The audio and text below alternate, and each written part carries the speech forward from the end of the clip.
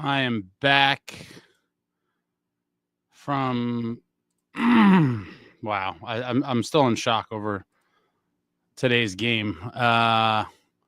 This wasn't planned, so I don't know if anybody if there's going to be any people that settle in here. Let's give them a minute or so on the unannounced return live. I felt like on my way to pond hockey, I felt like my effort was similar to the New Jersey Devils. And that I had a shitty effort in the post-game live.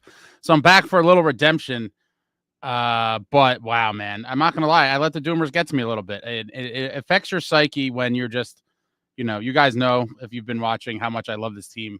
And on days like that, I mean, the people were dooming in the chat hours before the game ended. People were literally dooming in the chat hours before the game even ended. They were dooming when it was 0-0, and then they want to go, oh, this team, and it's just a lot. I'm gonna try to do better at tuning out the negativity, but there's just so much overwhelming negativity right now surrounding the team that it's hard, like, for me personally, because I am such a fan of the team, and I try to be fair. Listen, the game today was shit. It was a shit game.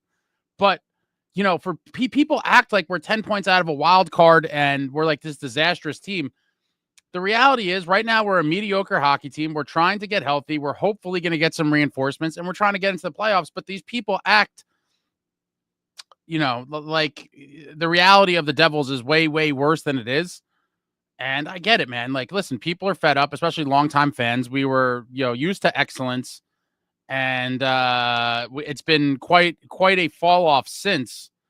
But in my opinion, the dooming crowd, and again, just saying something negative is not dooming. Just for clarification, people make valid points of, maybe it's a certain player or the team. Like, I could live with all that, but the outright dooming, to start talking smack, when the game's 0-0 in the first 5 minutes, it's like, here we go again. It's like they can't wait. They're praying for the team to get crushed, and that's what bothers me. And when there's so many of them, it's a lot, man. It's a lot. And sometimes I overreacted. Maybe I blasted a couple people that maybe didn't fully deserve it. I think it was partially deserved, but going forward, I will certainly try to just ignore them more so than I have, or at least I did today. Today I let the terrorists win. The terrorists got the best of me today. Hold on, it's my mother. Hello, mother. I'm on a live here. What would you like? The what? That what if I don't eat the muffins? The muffins need to be refrigerated, guys. Okay, and what else? Anything else? They're better if I microwave them for 20 seconds. Anything else? All right, you have a lovely night, mother. I'll talk to you tomorrow. Send me word when you do it. I think I did a good one. All right, love you, bye. Oh boy, got to refrigerate the muffins. There's some kind of perishable inside. But yeah, the terrorist won today, and it's just after hours and hours of dooming. But it's not even. I was just hours and hours of it today. But this has been going on for weeks. And the Devils are still in a playoff spot, and I still believe in the club. I don't know how you could watch. Again, the inconsistency kills me too. But when they're on, you see a team that is capable of doing damage. I don't know how people don't see that. But yeah, Alex. Oh shit, he's back. You cracked me up, dude. What were the pond hockey stats? I better hear them more than one hit or I'm benching you. I got a couple in there. Couple decent ones, nothing crazy. Chico, he's back. He dodged the doomers. You can never dodge them. They're everywhere. Gem card, sorry for dooming Ace. I don't remember you being a doomer. James, back. I'm really curious. Where do you play pond hockey? I'd love to play some pond hockey. I haven't played hockey in 20 years. Message me somewhere. I don't feel comfortable about putting that in the chat, but message me and I'll be certain to relay you that information. Keeping up with the Devils, he's back. Oh, I'm back, baby. Alex, like the vid killers, this man is dedicated. How many did Little Mo score? Little Mo got a couple. Traveling Devil, what's up? Nason was pissed off tonight. Wonder what set him off. He's a fiery dude. He's probably tired of losing too. Listen, he was at Rod Brindamore University, and he was on good teams that had pride. Going down 3-0 in the first period is obviously tragic. Completely tragic, and it's a recipe for a loss. So, go down 3-0. Again, they clawed back, but who cares? Who cares? What's more impressive is not going down 3-0 and winning a game you should in a crucial moment of the season. And with these 3 games left, I mean, realistically, at this point, I think I'd be happy with just, 3 out of 6 is 4 out of 6 points. Go 2-1. Yeah, it's rough. 3 points. 3 points has to be like the basement. 3 points out of 6 is 500 hockey, which is terrible. But any worse than that, it's terrible. Devils fan 13, love you, bro. Thanks for keeping an optimistic mindset. Silver linings, my man. The silver linings I'm over silver linings. This team needs to just start winning. Traveling Devil Ace, they start within the first few minutes of the game. Every game, if they don't win the first face-off, game over. Today I have to believe it may have been one of the, I'm going to call it early onset dooming. Like, I get why it happens, like not when it's time to doom, but like when the game's over, like I expect it. But when you're dooming 3 minutes into a 0-0 game, it's like, my God, you people live to watch the team struggle. Michaela, what's going on? I wonder if all the teams deal with the amount of doomers we do. Maybe not all of them, but I'd imagine a good amount of teams in every sport have their fair share of doomers. What excuses are you talking about, SST? Traveling Devil, also, I don't think the hit deserves a suspension. Definitely back in the day it wouldn't, but it might nowadays, which I disagree with. Yeah, it's going to be curious to see how that plays out. Hopefully it's not a suspension, but you never know. It definitely looked like he didn't intend to hit him in the head, and the contact was, but you never know at the league the way they call these things. And so hopefully we don't, and if we're without him for a few games, that would be just another kick in the nuts on top of the guys we're already missing. HZ Neon Ace, off topic. What's your oddest Devils related item you own? Mine is a signed Bobby Farnham game use stick. Oddest? I don't know. Do you consider a Peter Sidorkowicz the mask that I have over here? Hold on, I'll hide your comment and then you could see it. This is Peter Sidorkowitz's Albany River Rats mask that he wore in one period of New Jersey Devils hockey in a relief appearance.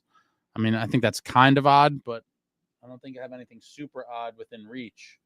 But that's a good question. I don't know. I have some random guys' jerseys for sure because of the specialty patches and stuff. I'm a sucker for those. Richard, I only got upset when it was 3-0. By then, I was livid. Alexander, just looked like puck luck wasn't our side. Solid chances all night. They went out swinging. Yeah, but going out swinging is still a loss. Like, you got to win, man. You got to win, and it's just frustrating that we've, just like last year, we've lost tons of games to teams that we should beat. Alex, I know it's a thing we lose to bad teams, but our record the past few games have been better. Well, now we're what? We won 3 of 4, so now we've won 3 of the last 5. Whoop-de-doo. Like, if we're going to get excited about this, it's a shame. It's really a shame. Ted, Fitz better do something. Columbus is on a heater. Devin, 0 for 5 on the power play. That'll do it, unfortunately. Chico, today drove me crazy, especially because it felt like all the old problems coming back again. The effort wasn't there. The intensity was late. Just the same stuff we've seen for years. I can't say you're wrong. It seems like certain habits or certain bad habits are very hard to break. And for whatever reason, this team doesn't show up in first periods as of late. It's very frustrating. It's hopefully something they could work on, but it's been a reoccurring theme all season. It's like, don't show up in the first period, get dominated, and then, try to claw back. Like, it's getting old. Like, how about you show up for 60 minutes of a game? Show up for the full 60. It's a novel concept, right? Show up for the full 60 and let's see what we could do. But it's just very inconsistent efforts. And it's been the story of the season, unfortunately. I don't know why that is. I'm sure the coaches would love to know what it is. I'm sure no one knows, but either way, it's got to change or they're going to find themselves, out of the playoffs again. And I hope it doesn't happen. I still believe they're going to make the playoffs, but it's not the foregone conclusion that it once was, unfortunately. Richard, Ace, if you don't eat the muffins, the Devils will lose. Love, mother. Paulie, how did your boy Little Mo do today? I think we have enough cap space to sign him. He did all right. He did all right. Ryan, give it up, Ace. They don't care. I don't know what that's in reference to. And then there's so many Ryans, then people changing their names. Alex, I pond skate on a local canal, small pond or my friend's backyard rink. Very nice. Keep it up, the Devils. Feel like most doomers do it in the heat of the moment. Now, this is what I call PMD. Premeditated dooming. Well, I guess premeditated is one word, so maybe just PD. Premeditated dooming. They live to doom. They absolutely live to doom. Chico, I can't imagine Rod ever having to stop practice to yell at them about effort in practice. Like the fact we heard that twice in like a week just infuriates me. This is what lack of real leadership looks like, guys. And it's unfortunate, but the reality is when you look at the team, we don't have those guys that we have had in the past. We had a very veteran locker room for years and years, at least during the dynasty years.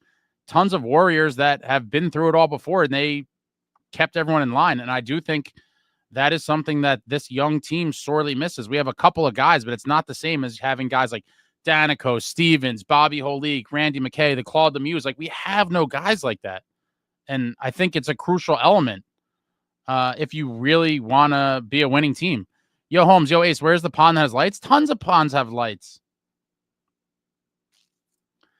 Kobe, Isles, fourth string Skark is selling it against the Panthers right now. 4-3 Panthers helps out if the Isles drop. Well, I'm now constantly rooting for every East Coast, Eastern Conference team to lose. Devils fan 13. After today's game, I feel like Hall is activating himself. He's fiery and can clearly see we can't win faceoffs right now. Yeah, it's a problem. It was kind of hidden in that Flyers game at home where we were basically 50%, but the game before that in Philly, we got eaten alive, and once again, they got eaten alive in the faceoff circle today. Without Nico, our faceoff game is non-existent. Antonino, wish we got Craig Berube. He was my number one as well, but he was always going to Toronto. And I think, I don't know. I think he may have been he might have been too rough, which is sad for this group. He may have put them into shock. Zach, consistently inconsistent. Correct. Mike, they need to dump Dougie and trade him somewhere. I mean, listen, Dougie doesn't always make the greatest defensive plays, but I do think people are going to miss him when he's gone. I understand why everyone points to him as the guy to trade, but, look no further than last season when he got injured. It was like the beginning of the end. The team looked horrible without him, and I do think he will be missed if and when the Devils ever move on from him. But, if there's a deal to be made that makes sense, I'm not going to say he's an untouchable, but I just think that people are writing him off a little prematurely, in my opinion. The old man, we don't need Fitz to make a trade just to make the fans happy. We need a hockey trade. I agree with that as well. But there's got to be a trade or trades. You can't just sit back and hope and wish and think that everything's going to be great, because I don't think it will. NASCAR Hub, I'm busy watching NASCAR. I can't get into NASCAR. Michaela, we definitely need a depth center. No, the faceoffs are killing us. The Cotter goal all started with Dowling winning a faceoff and catching is that Lehkonen off guard. Yeah, but they clearly need someone to win faceoffs too. You can't rely on one guy to take every faceoff. The Devils have been getting away with it with nicohischier, but now it gets exposed when he's out. Nick, let this sink in. We are 5 points ahead of Columbus. This team is lost, unfortunately. It ain't over till it's over, but it's not looking optimistic. Obviously, I agree with you there. Tim, the Devils lost the Sabres 4-3 today, but they took 2 of 3. Yeah, but I'm not finding any solace in that. We need to just wake the hell up. Robert, I do not think it was bad puck luck, but not being able to finish. Opportunities were there even in period 1. Yeah, Timo could have had 2 or 3 goals easily. But yeah, the team goes through these stages where they seem snake bitten.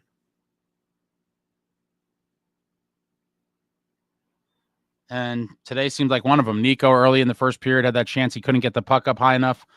Got stopped with the pad. Yeah. I'm obviously as disappointed as one can be.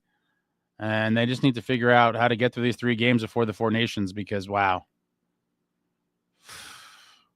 Slipping out of the playoffs, given where we were at Christmas, to me, it would be the biggest calamity season in New Jersey Devils history.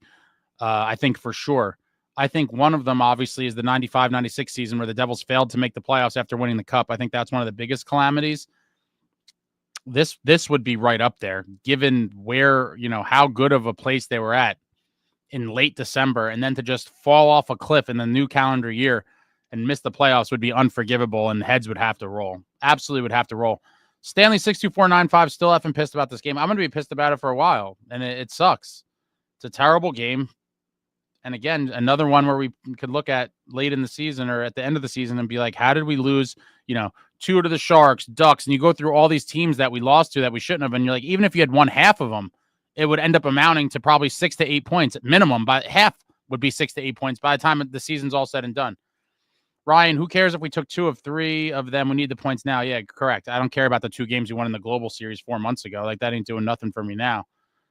Chico, the kind of toughness I think this team needs more than anything is mental toughness. Nico out, Mark you out. Early game, everyone's tired. Buckle down and get 2 points. It's a mentality. I think that's part of it, but part of it is also going out there and competing. Wow. I'm still down about it. Tim, will the Devils catch up to the Caps and the Kings to the Metro Division crown? Oh, Tim. Brother, let me get some of whatever you're drinking. That dream died for me a long time ago. Division crown, that one went out the window for me a very, very long time ago. Just to put it into perspective of how much better or at least in the standings, how much better the Caps are right now. They've played 2 less games than us, and they have 11 more points. Let that sink in. They have 2 games in hand and have 11 more points than us. There is no probability of the Devils winning the division at this point. At this point, I am just hoping and wishing that the Devils find a way to finish 3rd in the division. I mean, and even that's not going to be a guarantee. At this juncture, it's almost, let me see, the Canes have 4 more points than us and 1 game in hand. We could still possibly squeeze into 2nd. But if I had to bet right now, I would say Caps finish 1, Canes finish 2, and then I'm hoping we could finish in the 3rd spot there. But we may end up clawing for a wild card, as many of you have, alluded to over the past couple weeks. It's that tight now. Colby Anders ain't shit without Sorokin. I mean, yeah, he's a money goalie. Stanley, imagine this. After all the roster changes, new coach, this team is 4 points better than last year's abomination. Yeah, it's pretty depressing. We were once substantially better, and that slide has just kind of lingered.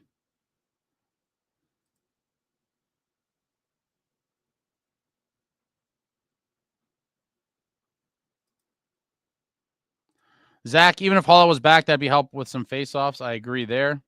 I don't know if he's going to completely change everything, but Colby, dumb move for Wah to not place Sorokin on a back-to-back against the Panthers. Ends their winning streak. Analytics nerds are running the league. It's possible. It's interesting. Patrick Waugh, obviously I don't know him, but he seems like the type of dude that would give a lot of pushback, especially when you're talking about a situation with goaltenders, because he was a goaltender and one of the greatest of all time. I would imagine, I'm sure he played his fair share of back-to-backs as well. I would be so curious to know behind closed doors if he ever fought to play a guy like Sorokin on back-to-back nights when the analytics math team was telling him, no. I'd be so curious. James, Ace, JT Miller dominating. Yeah, 2 goals, but a losing effort. But, I don't see how you couldn't think that the Rangers are a better team with him than before. Richard, Leafs and Devils have very similar records. It's not like Berube would have made a big difference. I think the mindset and mentality would. You can't really compare, what his record is in Toronto with a different team.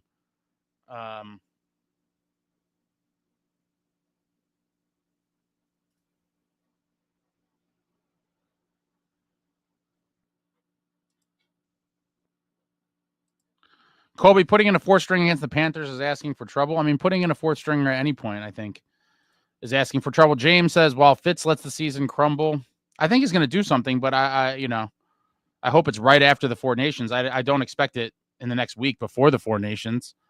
But obviously help now would be super valuable to have. Woodson, until Luke Nemitz or Casey can prove they'll be productive on offense, Dougie stays like it or not. I'm kind of with you there as well, Woodson. The Dougie hate seems to be almost rivaling rivaling the hate that Timo gets, which you know how I feel about that. But crazy stuff, crazy times. Ritter Engine, can someone other than Nico win a damn faceoff? Yeah, Justin Dowling can. And then after that, not too many guys. Traveling, if Luke can be responsible with his offensive game along with his defensive game, we don't need 7. As soon as he gets it all together, bye-bye Douglas. Listen, I'm not so sure. I don't think Dougie stays here till the end of his contract, but I don't think he's going anywhere this season. And I think maybe in the offseason it could be explored, but I don't know. Chico Woodson, one of the few times we agree, players shouldn't get a spot until they undeniably earn it. I'm always on board with that as well. Stanley, it'll be a painful pill to swallow, but for the long-term health of this organization, a reckoning must occur. It's the same issues for years. Allow the crash to happen and retool. Stanley, retool for when, bro? Nico could leave in a couple years. I mean, they keep kicking the can down the road and talking about the future is bright. We've been hearing this shit for how long, Stanley? It's just, with Markstrom playing the way he is, obviously he's injured now, but hopefully he comes back. He looks the same. Markstrom's here for this year and next at a minimum. That's a win now piece. So you're just going to not put it, not going to try to ice a competitive team and manage for years from now. It's just too much. This has been going on for 12 years now. Traveling, how's a team built with only one player that can win a faceoff? It is mind-boggling. The just complete ineptitude overall as a team in the faceoff circle without nicohischier is just a crying shame. And I will tell you, I did get a chuckle out of Nico when I talked to him very briefly. But when I talked to him at the event the other night, I said something along the lines of like, oh, damn, Nico, like we knew you were important to the team, but maybe we didn't realize how important. We can't win a damn faceoff. And I was like, you were leading the league with over 1,200 draws. I was like, maybe in your next contract, you have to have your agent slip in some sort of a face-off clause for a bonus. And he laughed and smiled about that. But it's sad. Without him, we can't win a draw. Chico, if the Devils somehow slip out of the playoffs this season, that's it for me with this core. I don't have zero faith in them anymore. I would say you're definitely more than within your right and entitled. I mean, regardless, you're entitled to think whatever you want. But I would say that at that point, I think that's a very fair kind of thought. I mean, how many years is it going to take to get it together? It's crazy. Antonino, makes no sense what happened during Christmas break insanity. We will never know. It's the multi-million-dollar question. What exactly happened to this club during the Christmas break that we just look like a completely different team lost coming out of that? Woodson, Devils have been losing to bottom feeders for years now. Chico, it all starts between the ears. Devils have the ego, but not the pride to back it up, it seems. I know how I sound, but I'm honestly starting to wonder if Jackhughes can get it done as a franchise player. Man, everyone wants to break up the core, too. It's crazy. I hope that's not the case. People have kind of been talking about it. I get it all, man. I get it. I saw winning teams. I became a fan when they were on the verge of going on an insane 8 to 10 year run of just excellent teams. And I was spoiled. Again, this could be a fair question too. But the only thing that I will say I hold on to that give me hope is, while he's been in the league, this is his 6th year. He's still only a 23-year-old kid.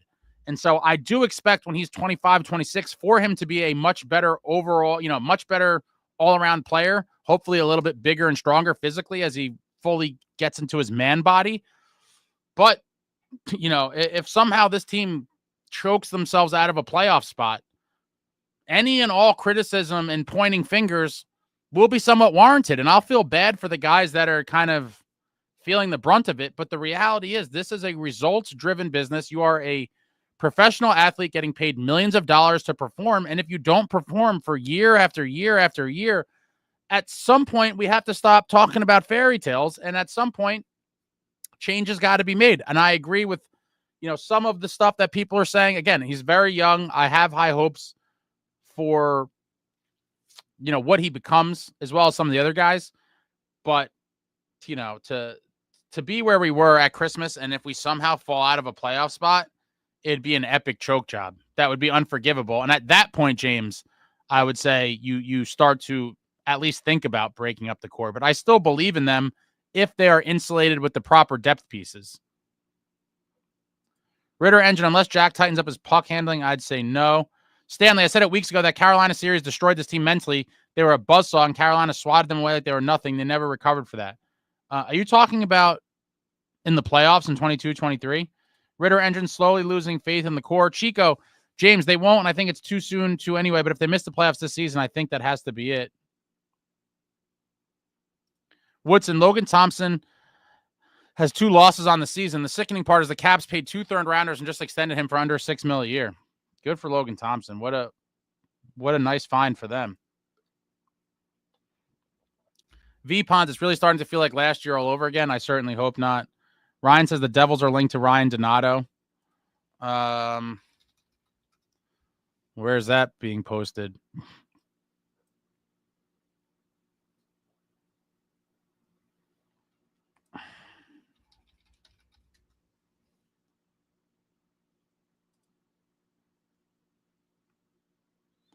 I think he could definitely help. He was a guy, as I mentioned a while ago, but I never seen or heard any rumors of the Devils being interested. But again, I think there's no shortage of guys that could help the team. It's just a matter of Fitz getting them. Chico, Keefe is not the problem, in my opinion, at all, even a little bit. The problem's on the bench, the players' attitudes and mentalities. I hope not. We saw the same issues under Ruff. Dallas helping him out. Chico, Dougie's on pace for a 53-point season. He's not the problem. Alex, how do you think the game would have went if Markey was in goal? I hate playing this game, right? Because I do think there was one goal, I forget which one it was, where it was like kind of in the glove vicinity and Allen gave up a big rebound and then someone failed to make a play on it and then they scored.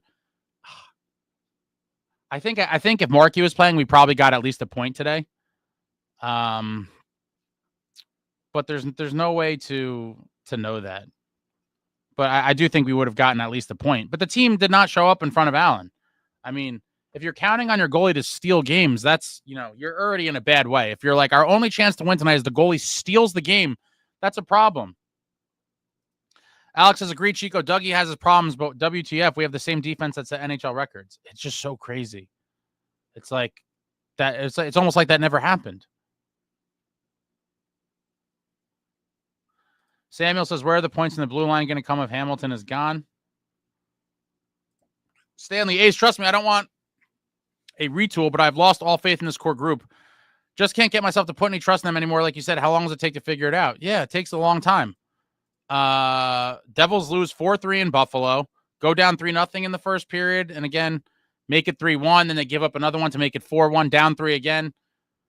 Start the third period, Cotter gets that sick wide angle shot, 4-2.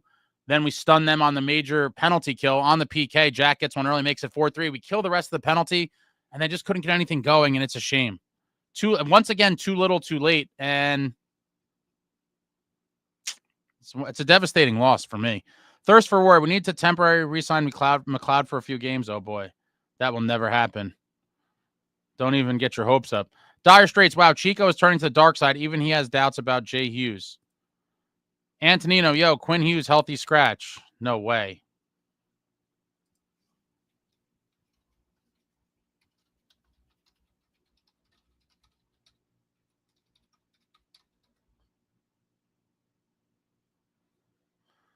No, they said he's injured.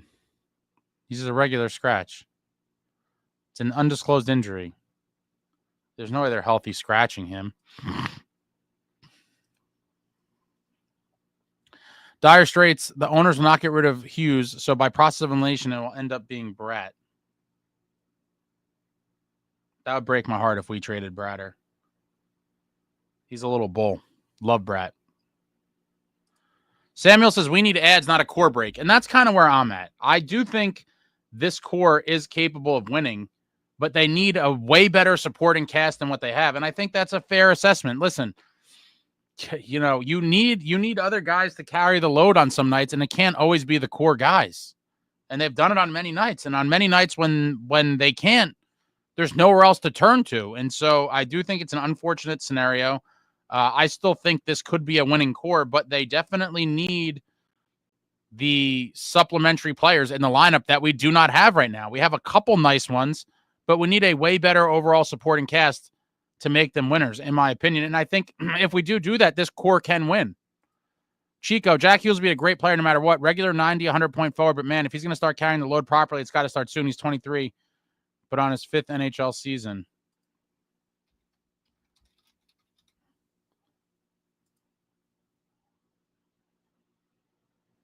This is his 6th. I had to double check. I said 6th before, but yeah, it's his 6th. But he's still only 23. But 6 seasons is nothing to sneeze at. That's a lot of NHL games played to, kind of get it together. Stick Figs, this team is no longer allowed to take a break longer than 2 days. Woodson, I agree with you, Dyer, that management won't move Hughes, but Bratt can't be moved. Jack can. I don't know what that means. Chico, I love Drac. I hate the idea of trading him, but how many times can we keep doing this? So I hate to tell you. I mean, listen, if the core does get broken up, which I think it's way too early to start talking about this, but if they somehow miss the playoffs, the noise will get loud. Whether that means anything or not is a whole nother story. But there will be tons of reports and things talking about it. I definitely don't think. I think Jack Hughes is pretty much, in the eyes of ownership and management, it pretty much is untouchable as untouchable gets. So I don't think he would be the one to go. I'm fairly positive that he wouldn't be. Jay Snow, there's a serious problem with this team. They can't hold pucks in the O-zone. They don't cycle pucks. They're not good along the walls. They're super one-dimensional. They've shown signs of being able to cycle and playing a grittier game. They've showed signs of it. They just can't do it consistently. Dire Straits, even Chico's losing hope. That's it. I'm in dire straits for sure. Oh, Stanley, the home and home with Carolina right after the Christmas break. Yeah, the 27th and 28th. The Devils won the first one, and then it all fell apart when Timo got the boot for Natchez' acting job. Dire Straits, Jack is terrible at forechecking. It's just not winning hockey. Chico, I think it's highly unlikely the team misses and breaks at the core, but even if they make the playoffs, I wonder if this team really has it. Again, not to make excuses, but they are a much better team with Nico and Markey in the lineup. And with a couple trade pieces brought in,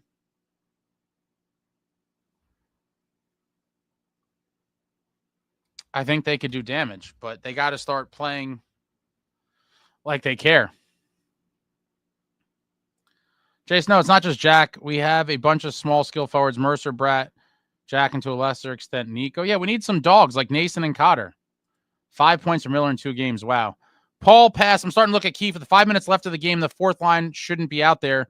Mercer and Plot should not be on the first power play over Timo. He's not holding guys accountable. I'm sure if he was drilled about this, he has some sort of weird reason why. But I'm pretty sure on that very last power play, on the last power play before Timo got the penalty, he was out there on power play 1.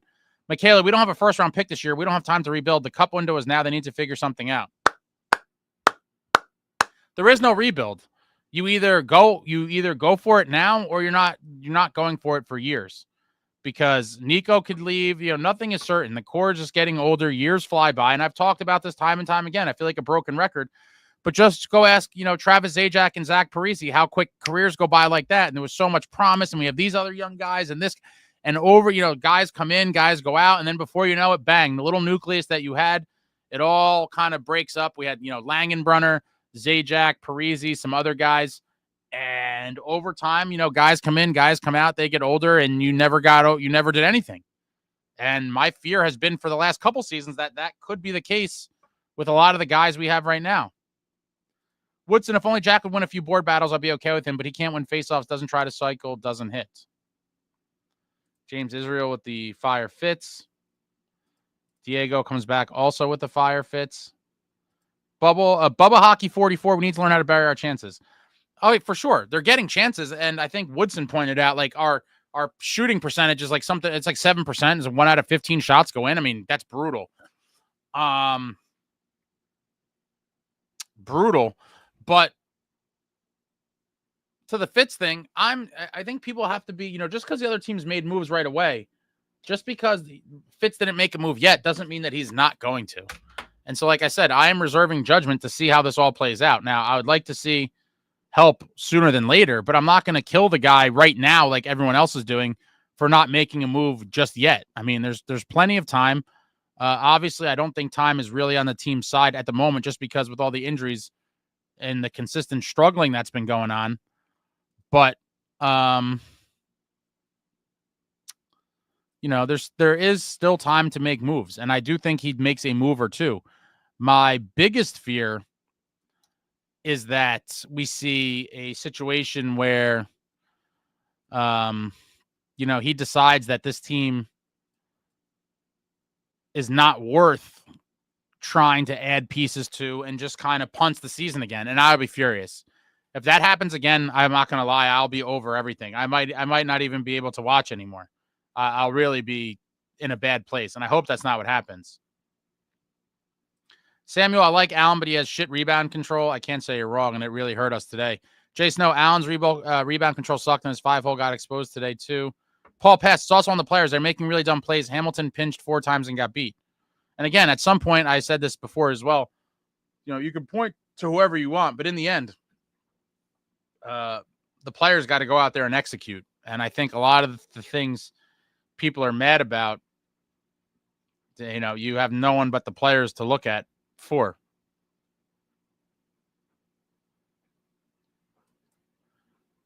Jason, no, it's so frustrating they can't sustain pressure. They have no other game besides the rush game. I mean, we don't see it a ton, but they have shown signs of scoring other ways. Everyone just keeps going back to this, but it's obviously their preferred way to score goals, but they have scored goals in other ways, just not enough. Robert, the questionable goal you wondered about was Thompson's. I think he swatted it out of the air and threw Allen's leg. It looked like, so I think in that one, I think Markey probably would have gloved it or at least stopped it and then froze it, but it just got popped back up and ended up in the slot, and then someone buried it. Traveling Devil, Jack needs big wingers with him. It's not all Jack's fault why he's kind of having a slow year and is not physical. If you're going to draft him, build a line for him. The A team is fun to watch. Paul Pass, why is anyone hating on Jack? LOL, if he's not on the team, the organization is screwed. Carson says, are you still alive or is this a new one? This is a new one. Bubba Hockey, I trust Bratt with the puck much more than Jack. Well, Bratt doesn't take as many gambles. I do think Bratt is way more responsible with the puck.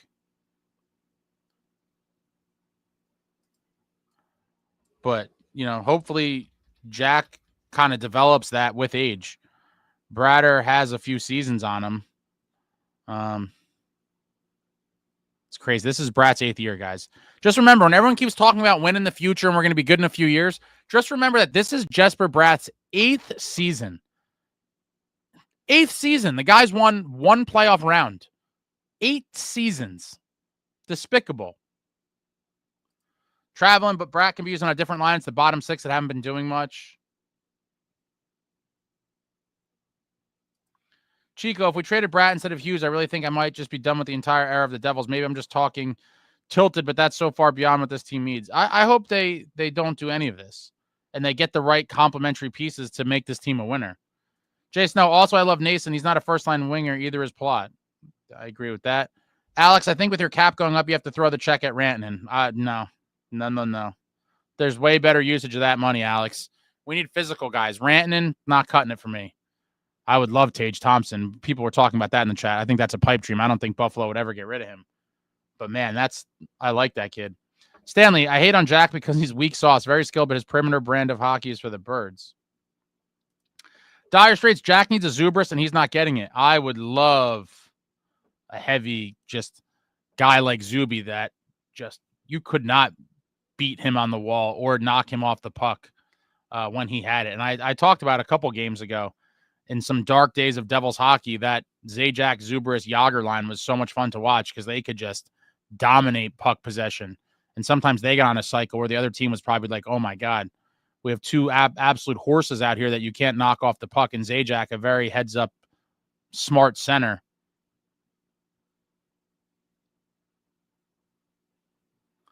Jay Snow, I thought Jack actually was driving the net all game. Lambkin, speaking of supporting cast, are Tatar, Halla, and Lazar just passengers? I mean, listen. The bottom 6 stats are what they are. We're a top-heavy team, obviously, way too top-heavy. And on many nights when the top 6 can't produce, no one else does, and that's a loss. And that's why we've lost a lot of these games.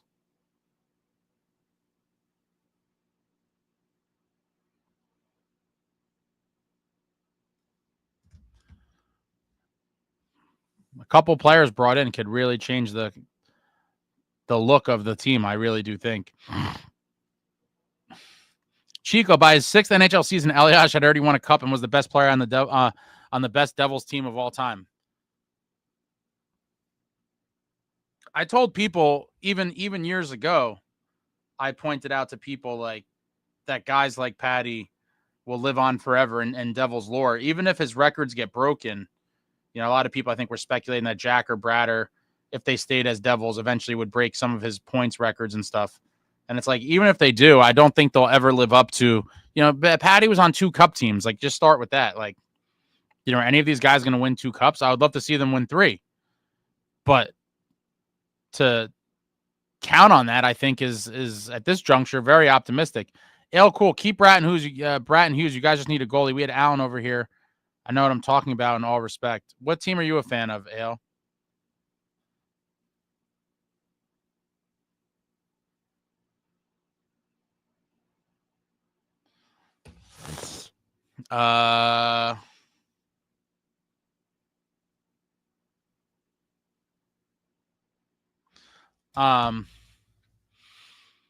We have Markstrom. When Marky's in there, I mean, listen, and I think Allen's kind of getting a bad rap recently too, because the team is not playing in front of him. But with Jacob Markstrom, I'm very confident because he is capable of stealing games. Bubba Hockey said I'd move Mercer for scoring depth. I think they have to try to get guys without subtracting. I've said time and again, I think we need a couple forwards, and trading one that's a mainstay, I think it's just one step forward, one step back. You need to add, not detract. Trade futures. I think Mercer is a way more important part of this team than people realize. Frank, Fitz spent too much money on the defense and neglected the offensive needs to some extent. Alex, the Tar and Hall are done after the season. Got to look at Palat, maybe, which I don't know. I don't mind how he's played in Bastion for sure. Stick Figs are not moving Jack, and I think they'd be stupid to trade Bratt. From the core, it's probably Timo or Dougie first. Well, I definitely don't think it'll be Timo. He's one of our only physical forwards, and I don't consider necessarily Dougie part of the core. But I do think Dougie, of all the people mentioned, is, you know, because of the depth on D and what he makes, he would be the most likely guy to go, in my opinion. Thirst for War, they cycle pretty well. It's the clearing and D-zone wall battles that they suck at. Paul Pass, you're not replacing Jack. Look at this team without Nico. Can't win a faceoff. Remove Jack, who's scoring. The issue with the team is depth scoring on a consistent basis and terrible defensive laps by D. Carson Natchez was a fairly good actor no matter the situation, but now we have the Moose. Jay Snow, our D-men are also statues in the ozone, which makes it hard to cycle the puck. I mean, you don't need your defense to do a lot to sustain a good cycle. I mean, I think there are plenty of guys on defense capable of making a pass or whatever to help keep teams pinned in. You don't need to do a whole lot as a D-man. Ale, might sound tough because you traded for him, but that sounds tougher to me when I hear you want to trade Bratt, even from outside. Remember, Pizzetta was drafted before him.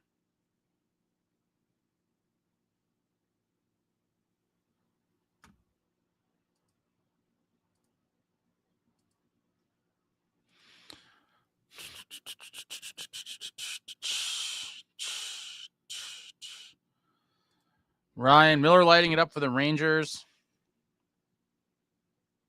They'll make the playoffs, let alone could steal our wild card. Well, they got a lot of work to do, but I said a couple weeks ago I still thought the Rangers were going to make it. Whenever you have Shesterkin, you're never out of it. I think Quick won the game for them tonight. Stanley, I wish Jack played more like Brian Gianta. The guy gave up size to the entire league. It would go toe-to-toe with the legs of Zdeno Chara. So it's funny you mentioned him, Stanley. I was talking to one of my buddies the other day, and they just don't make players like they used to, man. I mean, listen, Brian Gianta and Zach Parise, two of my favorites of all time, they were pound for pound one of the toughest guys in the league during the times they played. Unfortunately, you know, the current players, you don't really see too many guys like that. And even like, you know, back in the day, Theo Fleury, Marty San Luis, there was guys that were small, but the heart and determination and just the balls that they had was different. You don't see too many guys like that nowadays as undersized guys. I'm sure some exist, but you know, if Jack even played a small percentage of the way some of these guys did, that would be a big improvement because it is night and day. But I think a lot of that, is just the nature of the player. And it just seems like for whatever reason, Jack doesn't have that dog in him.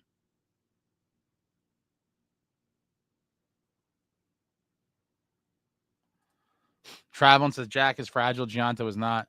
Brian Gianto is built like a tank. Woodson side went to Vegas because he wants to win a cup. I mean, who wouldn't, right? And I think that's another tax-free state as well, if I'm not mistaken. Samuel, move Jack to the wing and get a first-line center. Oh, now you guys are asking for a lot. A first-line center? Oh, man, make me laugh. Throw out names of guys you want. I don't know if Jack would want to move to the wing. I'm sure they would kind of let him have some say in that. But a first-line center would be great if Jack was willing to go to the wing. But I think that'd be a dangerous proposition. He might be getting a little more roughed up in that spot. Alexander, we need to fire Keefe. I don't think he's the problem. Stanley, Bratt and Jack, are they interchangeable? Small and snuffed out easily. Pick one and use the other to bring in some testosterone. I disagree. I don't think Bratt is nearly as soft as people are making him out to be. And look no further than, I think it was it the Montreal game? Or was it the Philly game? I think it was, let me double check. All these games blend together. But Bratt, you could clearly see the power and kind of strength in the goal that he scored, where he literally had a guy draped all over him, and he brought the puck around the back of the net all the way around the wall. He temporarily got it poked away, regained it, used his body to shield it, and then circled back around and ripped a ridiculous backhander through traffic to score a goal. And that, to me, is when you look at that play, you realize that, or you should at least realize that Jesper Bratt is not what some people paint him out to be. And he has been throwing the body way more this season. Way more. I'm trying to see.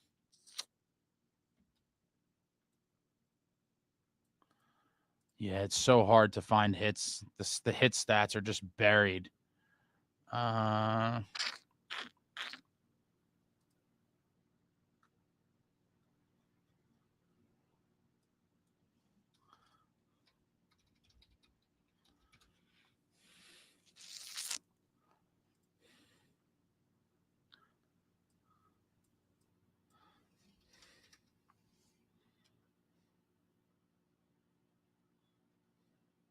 He has 58 hits on the season.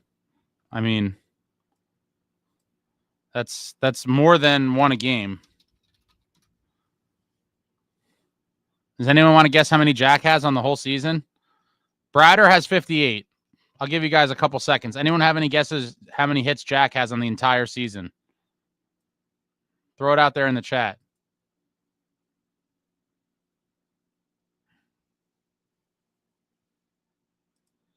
Alex goes with 28. So again, I'll give a couple more seconds.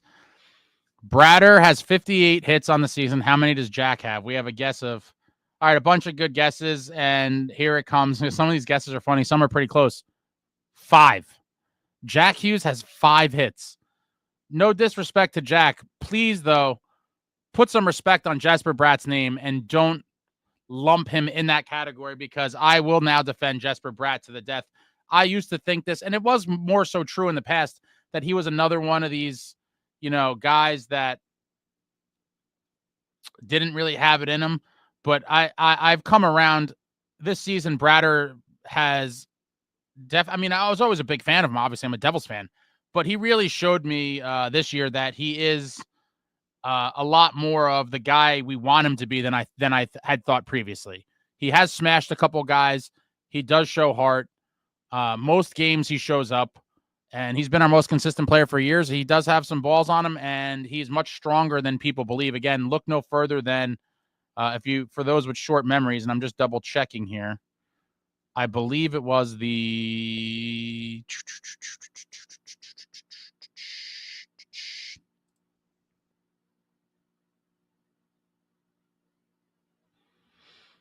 it was that Montreal game. Go look at that second goal that he scored, where he just takes a guy for a ride, draped all over him, goes around the net, comes back and fires a sick backhand. That is a display of a lot of things in one play. strength, vision.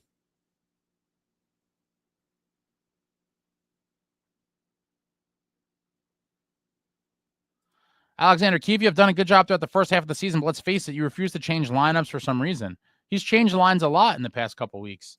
Jay Snow, I agree. You can have Bratt and Jack together there on the ice for 3 goals. Woodson, Fitz has through this summer for me. He has a chance to add some key depth guys, plus the cap will help him out. Oh, man, Woodson, you're giving him through the summer? So Woodson is on board with playing for the future. I'm tired of it. It seems like Woodson is trying to win in years from now. I'm trying to win now, and if no moves are made in season right now, I will be furious. LJ, I think this Four Nations reset is going to be the biggest of blessings for this team. Carson, I've had a few talks of the Canes going after Marner. This would be a ridiculous price, but Svechnikov and 2 high picks. I mean, that's a very expensive line right there. The lack of Luke scoring hurts, Traveling Devil says. I mean, the lack of everyone scoring. Everyone could be playing better.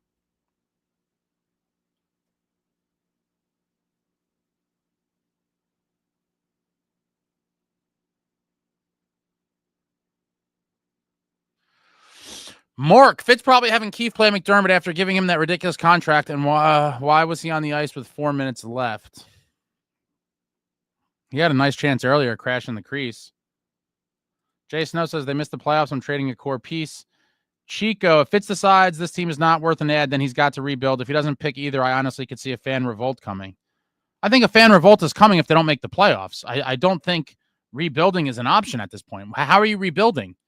And again, how do you need to rebuild? We won the freaking draft lottery 3 times. We got jackhughes, nicohischier, and Luke Hughes as a result. If you can't field a winning team with that, I mean, that's winning the draft lottery 3 times. There's 4 times. Was Nemitz a lottery win too? I think it might be 4 times. Yeah, it's crazy. You can't have all those advantages and then need to rebuild. I mean, that's completely unacceptable in my opinion.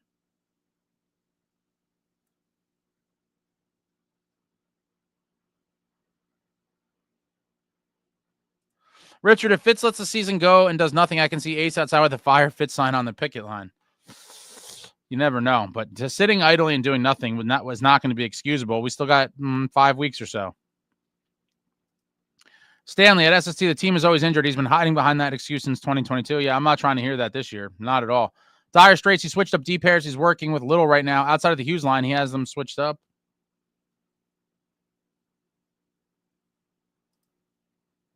Tell you what, SST.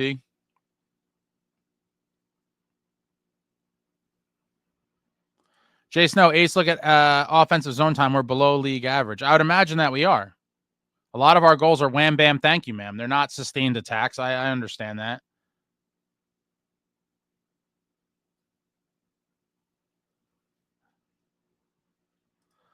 Brian J. I wouldn't miss it. What wouldn't you miss, Brian? And I'm sorry for roasting you earlier. I hope that you could dial down your rhetoric a little bit because you got under my skin. You agitated me. You poked the bear, and the bear came out. Dire Straits, Bratt is stronger on the boards, in my opinion. Jack is not good on the boards. Bratt is a beast, guys. Woodson, Nemitz isn't coming up unless we trade Siegs or Kovacevic. I agree with that as well. Jason, no, this sucks. I love watching hockey. I can't believe we're in this situation again. Well, I mean, listen. Well, there's plenty of time to we're in the playoffs right now. It's not like we're on the outside looking in. We're on the inside looking to stay inside. It's a very, very different thing. Michaela, constantly Jack on a line with Palat really makes me miss Toffoli. I miss Toffoli too, guys, but $6 million for what he brings, it just wasn't worth it for this team. And, even if you could go back in time, who's signing him to that kind of money? It just doesn't make sense. Antonino says, yeah, bro, F the future. We got to have a win now mentality. I've been in the win now. I've been in the win now for sure since the 22-23 season. I mean, I don't know how with a straight face you could say we just won a playoff round, we set the franchise record in points, and then talk about like future. Like the future is right now, guy. We just did this. We just won a playoff round, set the franchise record in points, and trying to say that, that it was a fluke or injury or anything. It's just bullshit. Once you're there, you're there now. This is the time. The time is now.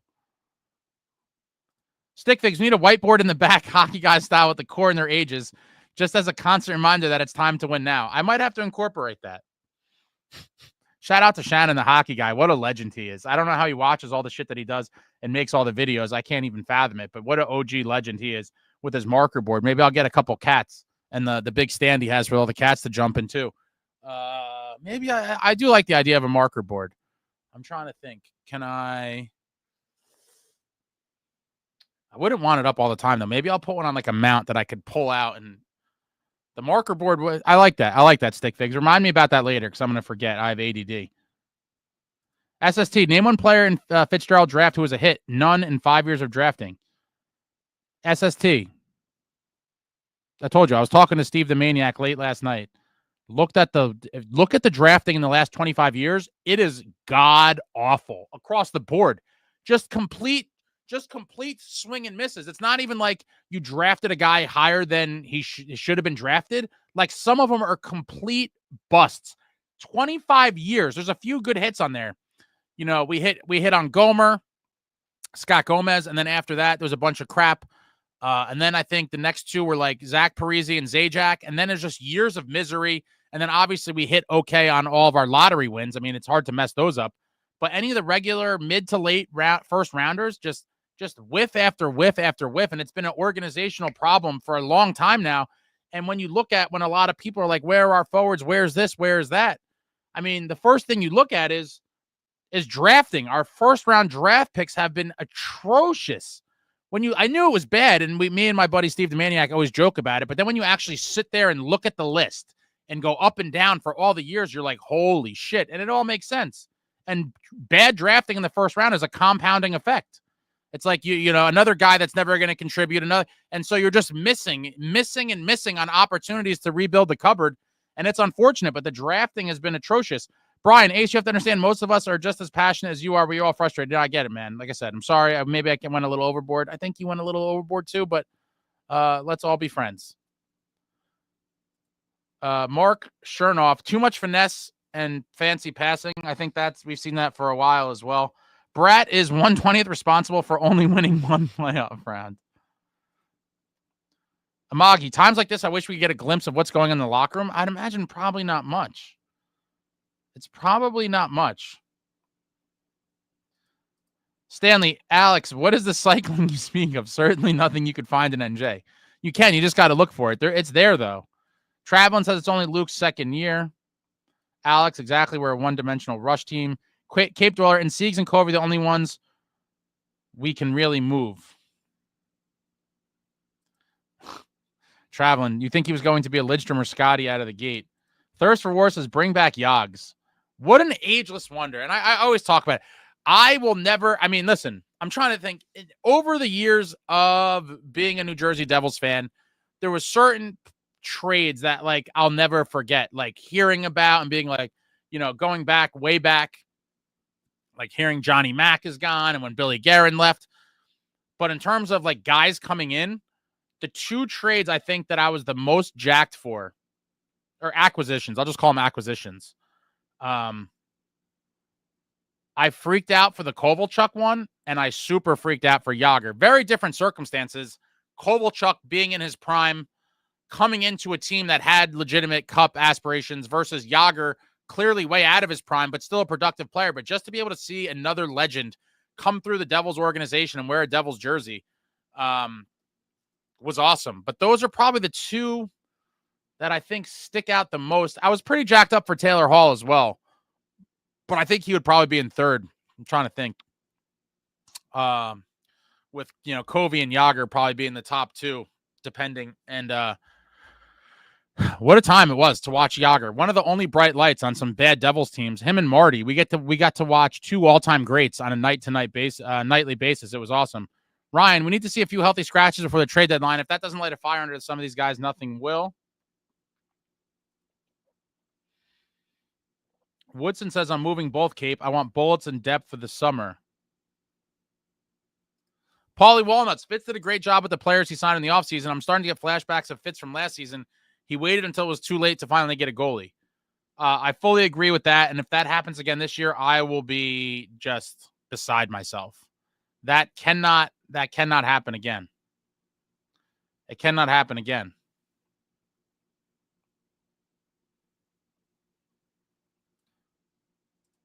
Cape Dweller, I don't want to lose Nemitz or Casey. It's tough. It's tough, but I'm firmly on Johnny Kovacevic. I just think he's a bigger body. I think he's a responsible defender. And I think he's another guy that if you swapped him out,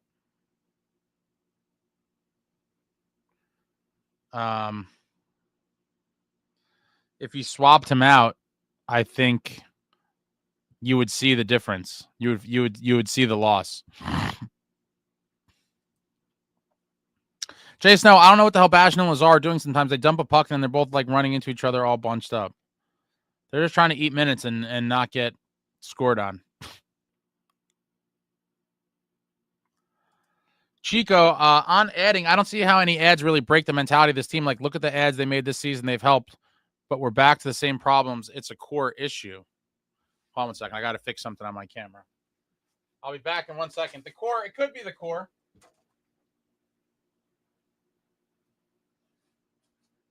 I'm coming to collect.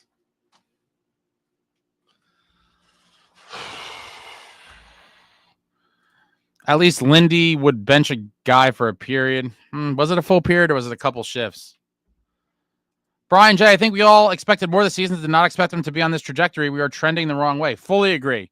It was like, okay, chalk up last year to the curse of the injuries and the whole McLeod thing and everything going against us. It was like, all right, let's wash our hands of that and get back to that 22-23 team. And it hasn't been happening. I do think that this team is much better, despite, the points might not reflect it. But I do think this is a much better team than last season. Now, the consistency portion of this team it's painful. The consistency, like everyone says, consistently inconsistent. You never know what team is going to show up. And it's been rough. It's absolutely been rough. But I do get encouraged by the good performances. And those games where they play well, you're like, all right, this team could do something. And then they go out and do what they did today. Give up a three-piece, little three-spot special in the first period. It's terrible. Woodson, we can sign a league minimum guy to replace Siegs, and we need to move Kova to give Nemitz a chance to see if he's the first pair defender we drafted him to be. Well, when are you trying to do this, Woodson? What is your timeline? To try to win a cup in 2027? Stanley, the kids don't know. Elias is the greatest forward to wear a Devils sweater. It's not even a discussion. None of the frauds playing today come close, sadly. I mean, Patty's definitely the best.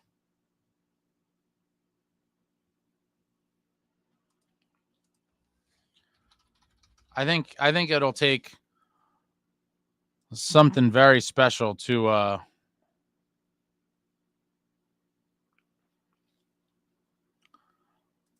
ever upseat Patty. What a legend. Mark, the only one who's been here through it all is this is Fitz. James, Ace, you ever see the movie Youngblood? Jack reminds me of Dean from that movie. Very skilled but soft. I think Jack just needs to hit the gym and punching bag and maybe a 1980s training montage. I saw most of it years ago. I honestly don't recall any of it. It's been on my long list of movies to rewatch. Alex Russo, Woodson, I don't mind that, man, and both will get you top 9 you need. Cool, I'm from Quebec City, so I watch the Habs, but all they do is losing recently. Always love the Devils from Marty Brodeur, and I love your podcast. Hi from Quebec, Ace. I subscribe, and I love the show. Thank you. Thank you, Cool. A long time ago, and maybe I could try to dig the files up. I don't know if anyone would even care, but I want to say it was it could have even been 2010. One of the first few seasons at the Prudential Center, Quebec was still openly trying to recruit an NHL team as an expansion team to get a team back in Quebec. And multiple busloads of people wearing Nordiques jerseys came to the Devils season finale. And I think this was 2010, maybe 11. And I forget, and they may have called them Nordiques Nation or Nords Nation. The busloads of them came, and they were a bunch of cool guys. I was talking to a bunch of them. We were drinking beers and shit outside the Prudential. I interviewed a bunch of them. We're talking about all kinds of stuff, and they were very passionate fans that came from Quebec, just trying to show their support and, continue their mission of trying to bring an NHL team back to Quebec. Or to Quebec City, I guess.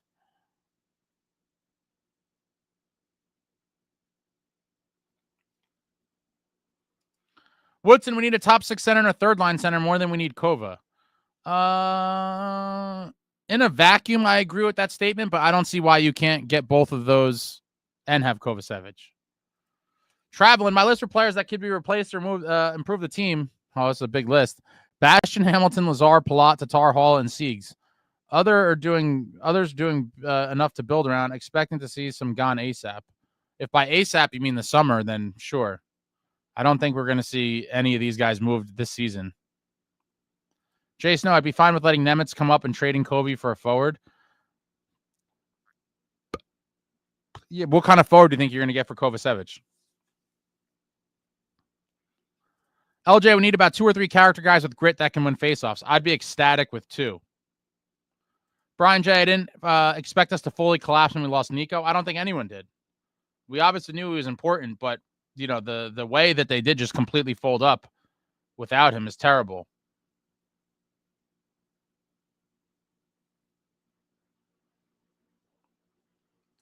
Yeah, Kovacevic isn't the last year of his contract. He will be an unrestricted free agent. And at one point in the past couple months, maybe it was a month or 2 ago, Fitzy said that he wanted to re-sign him, which I thought was very interesting. So, I don't know what's going on with that, or has that been talked about, but it does really seem like I talked to Johnny Kovacevic for a while the other night. Super nice kid. And it seemed like he really likes New Jersey and he really wants to stay here. Now, whether that happens or not, I guess we're going to find out. But I would still, assuming we don't just completely tank here, as long as we're in the race to be in the playoffs, I would rather keep Kovacevic for the run and risk losing him for nothing, personally. Now, I know a lot of people will disagree with that, but I'm over the, asset management and draft capital crowd that want to stockpile picks and continuously talk about how bright the future is. I'm just not on board with that anymore. The future has to be now. And I know a lot of people are not on, different school of thought and don't agree with that. And that's fine. Different opinions. But I just, and when you look at, and it went furthermore to my point, look at the history of our first round draft picks. Put in Devils first round draft picks. Look at the abysmal list for the last 25 years. Overall, it's a horrible list. And that's why I always tell you guys that I personally don't value draft picks for the most part. I value them to have them in the aspect of trying to trade them for known commodities. In terms of using first-round draft picks to actually draft guys, I could give a shit less because the overwhelming chances that you're going to miss horribly anyway, outside of winning the lottery and drafting a guy in the top, top 10 or whatever, top 8. But I'm always looking to cash in draft picks for known commodities.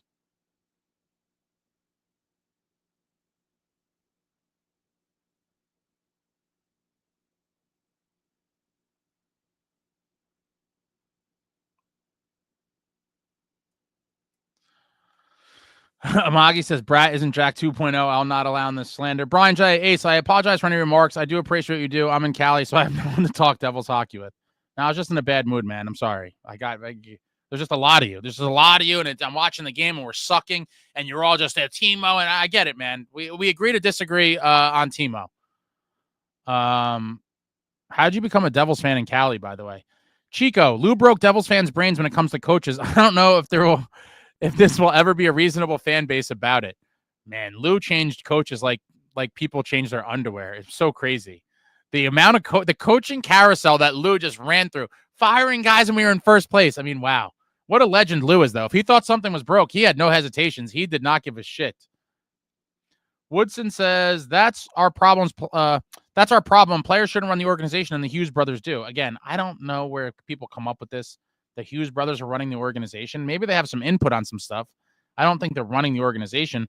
Bubba Hockey 44, Bratt is not soft. Don't understand where this narrative comes from. People like to regurgitate it. I'm not on board with it. I think he's a tough dude. And I said this to him the other night as well. Had a nice little chat with Bratter when there wasn't a crowd around. I kind of caught him in a lull. Yeah, I made intense eye contact. Man, it is. That was. I forgot about the Bratter conversation. That was another good one. Traveling Devil. Bratt is way tougher than his size tells. Absolutely. Jace, no, he's not soft. He's just small and gets bumped around. Yeah. Jack McCabe, if this team misses playoffs or loses in round one, I'm seriously considering a major changeup in the core. I think it would depend for me. Missing the playoffs, absolutely. Losing in round one, depending on who it was against and how the games looked, I might be there. But I would say missing the playoffs is you definitely have to at least think about it. Woodson, Bratt does disappear in big game in big game time. One empty net goal in the series against the Rangers. A lot of guys struggled in that series. Let's see how he does in his second playoffs. Hopefully it's with the Devils, and hopefully it's this season. Jeff, he is. Bratt's not the one to be whipping right now, or hardly ever. I agree. Oh, these are all the guesses for the Jack hits, yeah. Jace, no, Mercer goes into the corners. Problem is he gets bounced off by the puck every time. He's not a big guy. Mercer is not a big guy.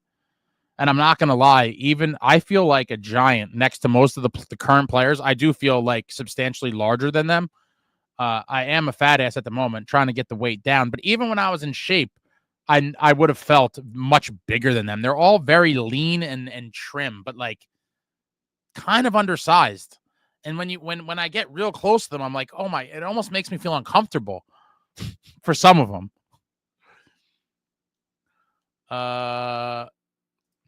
Stanley Ace, I don't think Bratt is soft, but I feel like he's very limited by his size. The play you mentioned, sure, he's not afraid to battle. I can't deny him that, but they need more grit on this team. No, listen, I've been the we need grit guy for years and years. I grew up watching the Dynasty Devils, and the grit was just everywhere. Like, I'm not going to go run through all the names. You all know. All of you that were fans then, the grit that we had up and down the lineup and skilled guys with grit.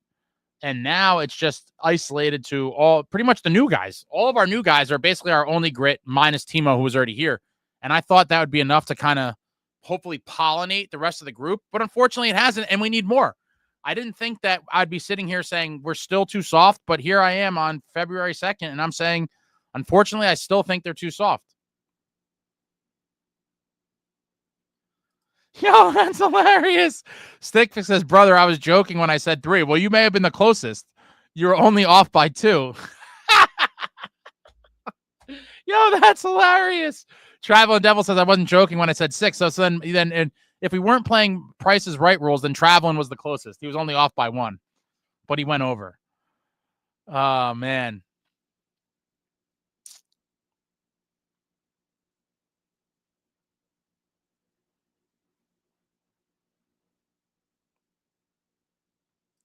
Woodson, I seriously think management told Jack to shy away from contact after his injury last year.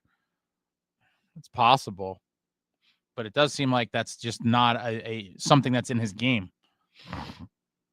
Yeah, Dire Straits says, nah, I think that's just Jack. Woodson, prior years, Jack tried to hit and got rocked. Insane Pollock, since when do you do a second post game? This is shocking. Well, because the first one was very brief. I was very aggravated at the team, and then people were needling and dooming for hours. It all just took a toll on me, and I had a breaking point. And then I got the call to go play hockey, so I was like, let me just cut this thing short. And then I was driving, and I was like, man, that was such a shitty effort I gave today.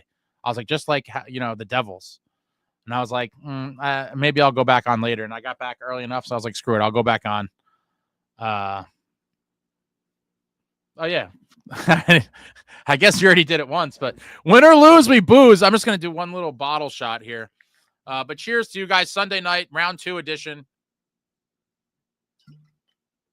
A round 2 edition of a post game. But what a terrible loss. Chico, I believe there's a Jack Hughes trade that makes the Devils better. I believe a Jesper Bratt trade only makes the Devils worse. I can't even entertain this stuff because, as I said a million times, they're not trading. They're in the Hughes business. They are fully in the Hughes business, and I just can't understand how some people wouldn't understand that.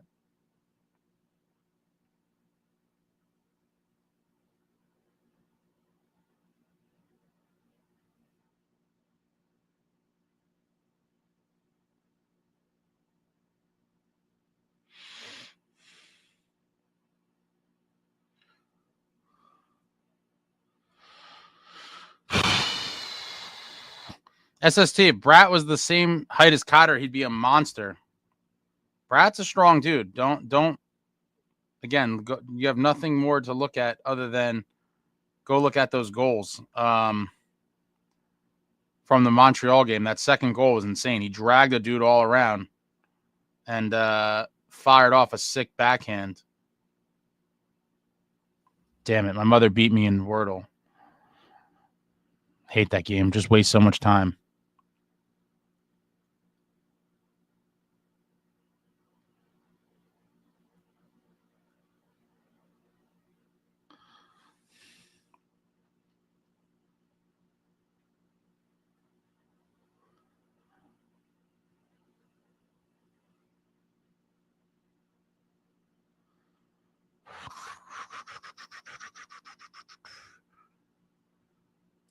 Max, what's up? Before Bratt and Jack score the shorty, -4, a plot -3, and Nason -2. It was a rough night for everybody. Stickfigs, Ace, you're old. You had your years. I have time to see the red and black loft the cup once again. It just feels like forever long ago, man. John Woodson, I'm playing for 3 cups again. Ace is just shooting for 1. You're damn right, Woodson. We have watched a mostly tragic team for 12 years now. And so, the thought of winning 3 cups, I can't. How can you even, after what we've seen, how are you even remotely thinking that's going to happen? I just want 1 before I die. And if we don't win 1 with this core, it would be a tragedy. Probably one of the biggest failures in hockey history. I guess it could only be topped if because I think history will look back on them as the better players in years from now. But if the Leafs core, or at least the Matthews, Marner, whoever you want to call as the core, but I would say the other 2 guys were there for years as well. So Nylander and Tavares, them not winning a cup would be a travesty as well. Ritter Engine. So we have a trade freeze coming during 4 Nations, and we're doing what? I don't know what you mean by we're doing. I do have some cool stuff that I'm going to be releasing during the 4 Nations. I'm also looking to announce soon.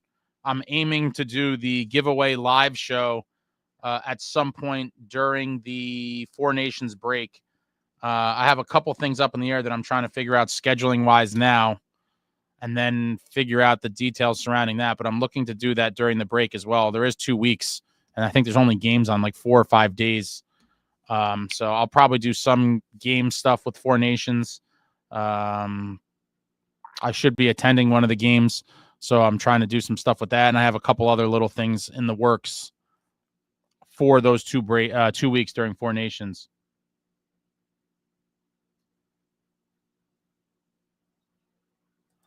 Stanley, it's uncomfortable to discuss because he's our franchise player, but Jack is soft like butter and overrated. Oh, boy. I do think he's soft, but listen, he is a great player. Hopefully he could develop into a better player. I mean, I don't know what else people want. He's a young kid, guys. He's 23 years old. I can't even fathom.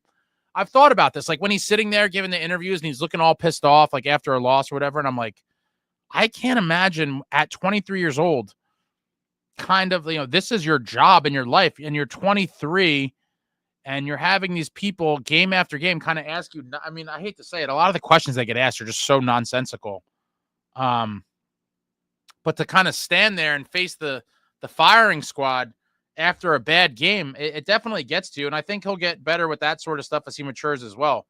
But I personally, if I think back to when I was 23 and the stupid shit I was doing, to like be on the stage that they're on, that's a lot. It's a lot to deal with. And hopefully, it all kind of settles down for him in the next few years. Alex, heard the time before the 4 Nations is the real trade deadline instead of the actual one after. Kind of makes sense. There's never been a 4 Nations before. How could that even make sense to you, Alex?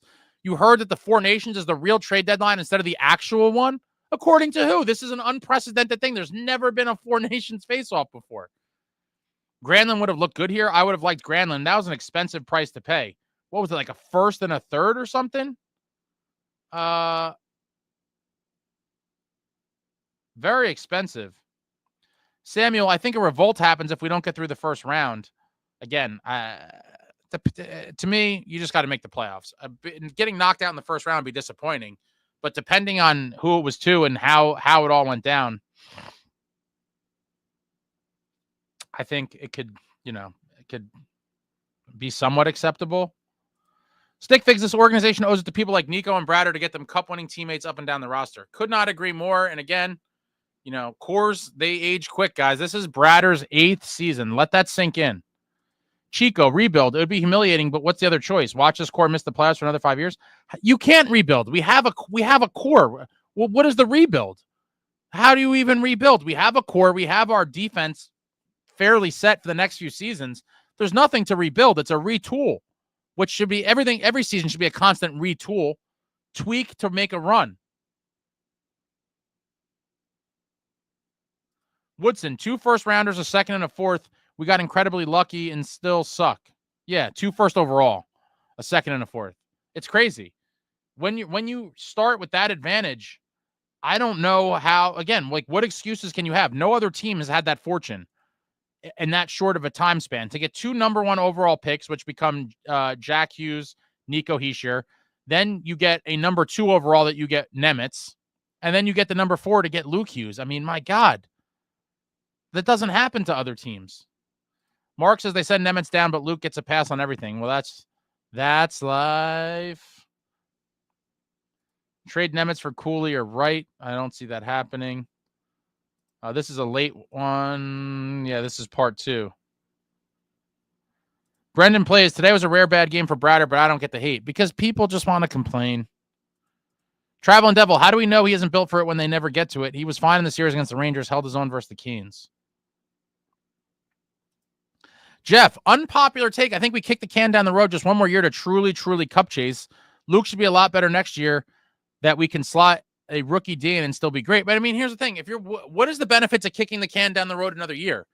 We could potentially make a move to bring in a guy that has some term left this season. That's if he has a couple years left that could help us in the next couple years. So I would think it would be wise to start looking for those guys and bring in a guy like that can help us for this year and a couple more years thereafter. Furthermore, with the anticipated cap increases and the cap going up crazy, guys that are signed under what I'm going to call the old pricing, it's almost like, because of the cap going up, the contracts are about to get crazy, guys. They're about to get wild and crazy. And you have to realize now with the cap going up, all the contracts are going to go up. And so, like I said earlier, and Woodson also backed this up. In a couple years from now, the Timo's contract is going to be like, oh, that's a good contract because it's a much less percentage of the cap with the cap going up. And so to me, I look at it like this. Being able to trade for some of these guys with term right now under the old prices, it's almost like if we were today able to go back in time to pre-COVID and buy real estate. For those of you that aren't familiar, real estate, and specifically in New Jersey, after COVID, real estate just went crazy increases in a couple years from COVID. And that's what's going to happen with contract prices as a result of the cap going up. And so if we could trade for pieces that have term left, meaning they're signed for 2, 3, 4 more years beyond now, I think it's wise because the contracts are about to get crazy. Furthermore, after looking at it, I'm going to say I do wish we got JT Miller. At some point, you have to, the contract's not going to age well, but $8 million in a few years from now is not atrocious. I would have liked JT Miller. I do think O'Reilly is a better fit, but Miller would have been great as well.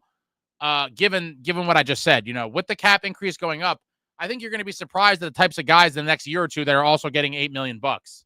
And so I think it is wise to, if you're going to make a move, let's do it now. Find a guy with term, not just a pure rental, and a guy that could help us for the next few seasons. I don't see why you can't.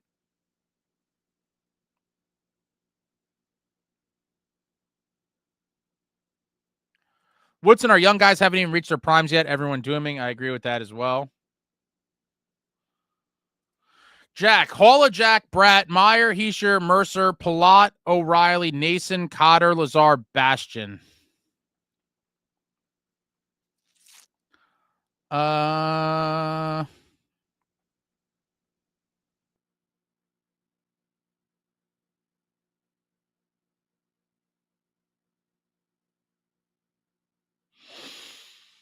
First glance, I'm not mad at these lines, but I do think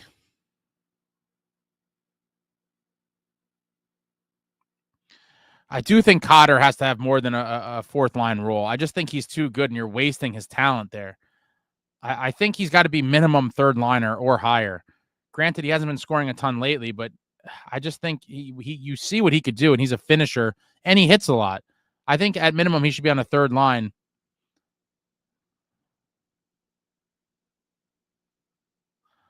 I'd rather see O'Reilly with Nason and Cotter. That'd be ridiculous. That's a punishing line, and then drop Palat to the fourth. Yeah, I would just probably swap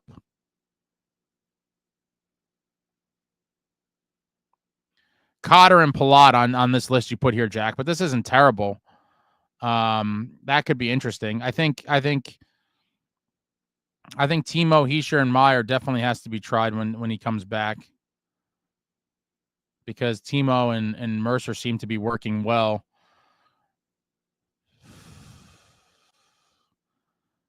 Hall back to wing. I'm not mad at this, but I think Cotter. I think I would like to see just on your list, Palat and Cotter swapped.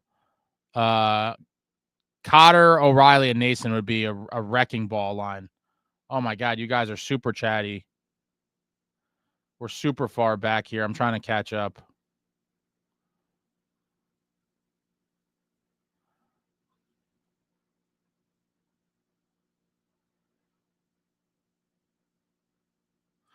Force 831. How many post-game interviews can one team make where they say we need a better start and then not do it? It's nauseating. Hockey interviews are all cliches. For the most part, it does seem like it is.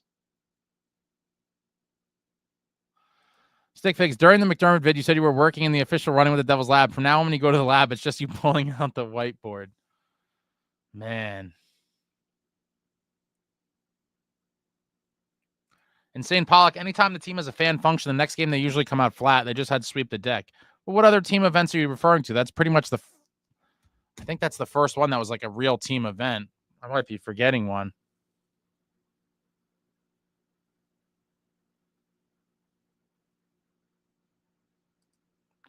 Jeff, Zaka, now he's reading off some of our greatest hits in the first round. Zaka, Tedenby, Josephson, Quenneville, Smith, Holtz, Woof. Exactly. At least while Zaka is not here, at least Pavel Zaka is a legitimate NHL player, right? He didn't work out here or whatever. We moved on from him, but he's a legit NHL player. But you look at the Tedenbys, Josephsons, Quennevilles, the Stefan Matteau the second, Smith, Holtz over Askarov. You just look on, and it's like, these are costly misses. You cannot miss on first-round picks this often. And that is why I personally have told you guys time and time again, in terms of drafting with the first-round pick, I have no faith, because our history tells you everything you need to know. Look at the list. It's damning. So I'd rather have the first-round pick and deal it for a known commodity, meaning we know what this guy's going to do. We're not living on a prayer of drafting some kid that's going to pan out, because more times than not, the person's not going to pan out. Look at the history. Mark, this organization is more interested in events and social media than building a team. I don't know about that. I mean, every team has some sort of events and a social media presence. I don't think that there's a correlation there. I just think that, a lot of the fans now are kind of at their breaking point, because we've seen this script before, and people just want to see a winning team. And it's not an unreasonable request, especially like we just talked about, given the head start of having all these high picks, winning the draft lotteries. Like, teams don't get that lucky. When you have that good fortune, you need to make something out of it.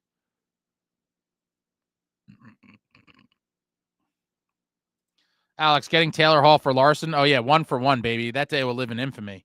The trade is 1-for-1. You guys hear about Ryan Donato to NJ rumors? Thoughts? Where is this a rumor? I'm curious. Is it a credible rumor? I'm not going to be like super jacked if we get him, but I think he could definitely help. Antonino, Kovalchuk was a movie on skates. Love that guy, even though it went bad. Yeah. The Kovalchuk era was, if nothing else, you have to admit it was a phenomenal show. Traveling Devil, these teenagers that are thrown into the league should have spent time in the minors. Too much responsibility throwing them that way too early.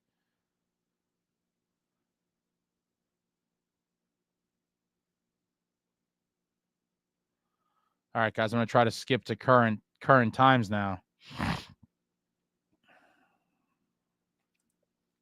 Mark, Meyer always performed better on the right side, so he used his body to drive play. This organization never used him that way. It is very frustrating that Timo on the right, on power play 1. You saw what he did under Travis Green after Lindy was canned.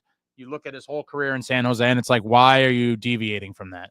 It's one of the most obvious to me and crazy things that are just a reoccurring theme. Like, how are you not putting him there? Woodson, Palat was paid to do damage in the playoffs, but we can't make the playoffs.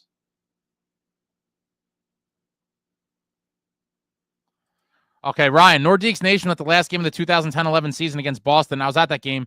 Traveled from Alberta, Canada to see the Devils play at home. Okay, so I was close. I think I said 2010 or 11. So yeah, against Boston, the home finale, and Nordiques Nation was in the building and they were loud.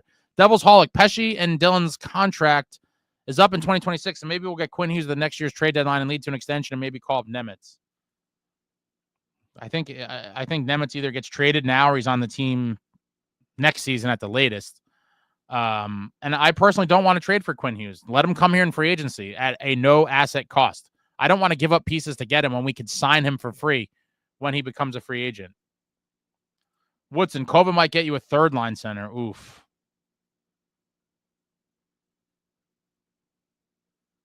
Jay Snow, I don't know what you'd get back for Covey because he's going to go to a contender, so you're looking at a pick. Woodson says I'm over the playoff run this year. That will never happen. You're convinced, Woodson, that we're not going to make the playoffs? Damn, bro.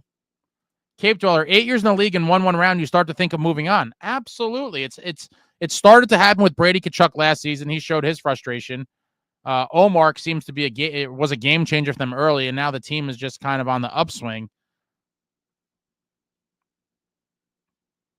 Jason, no, I'm fine with going for it this year, but if they don't make the playoffs, I'm making a franchise-altering move.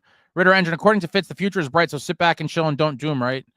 Well, no, sit back and chill, but he has 5 weeks to make a trade.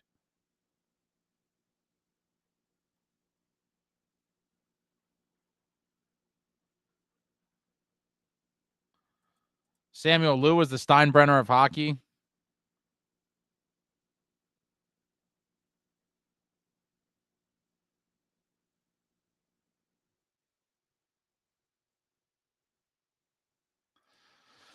Chico, regarding shakeups, I think if this team makes the playoffs, even if they lose in the first round, the core has bought itself some more time. Yeah, I agree too.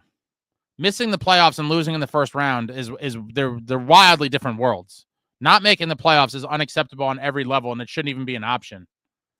Ryan Snyder, good to see Dawes come clean up the third and show off his stuff again. Yeah, only 7 saves, but I do think he's going to get a start this week. Jay Snow, Ace, these guys should be yoked out of their mind. It's a different league, man. You'd be surprised how many of these guys are not yoked. They're very much into, they don't really bulk lift. They think they do a lot of like resistance training, and they're all very ripped and cut, but they're not, they're more I guess, for lack of a better analogy, they're more Justin Timberlake's in his prime versus Vin Diesel's, if that makes sense. Yasuo Phoenix, I've been lucky to meet some of the players, and they're definitely slim. I was surprised. It's crazy. It wasn't like that back in the day. They were all like burly guys. It's not the case anymore. Again, different league.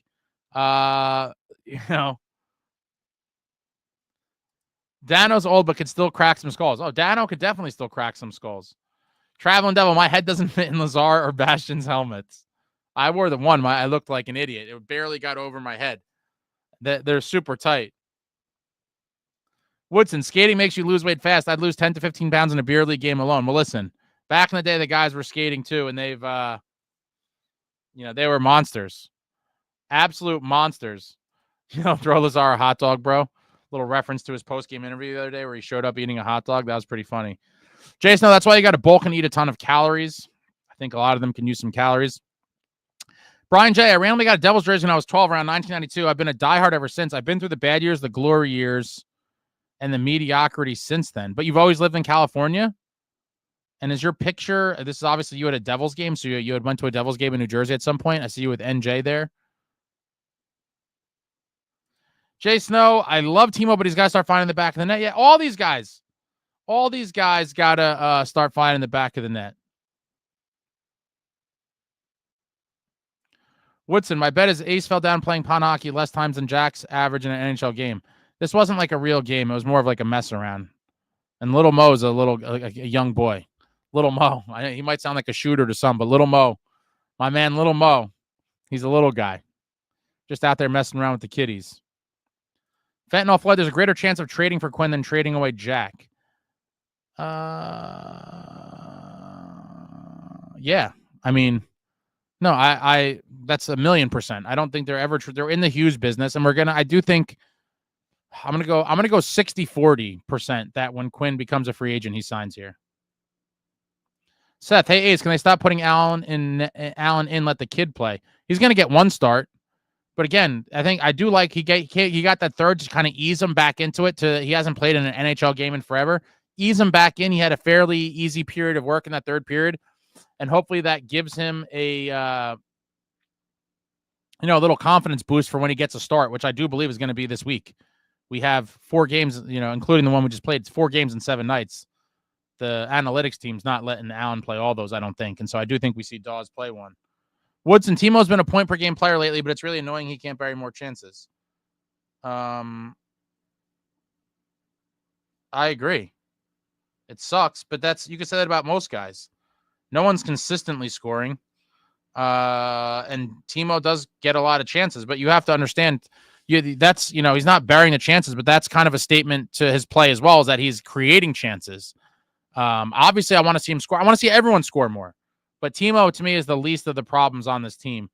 Meadowlander, are you vlogging during Four Nations? Yeah, I'm going to do some, well, it's not going to be live vlog, but like the way I do the vlogs. Yeah, I have some really cool stuff planned for that weekend, and keep your fingers crossed. I have a couple things in the works that could be super interesting if they pan out. But I'll definitely be bringing a lot of stuff during the Four Nations break for sure.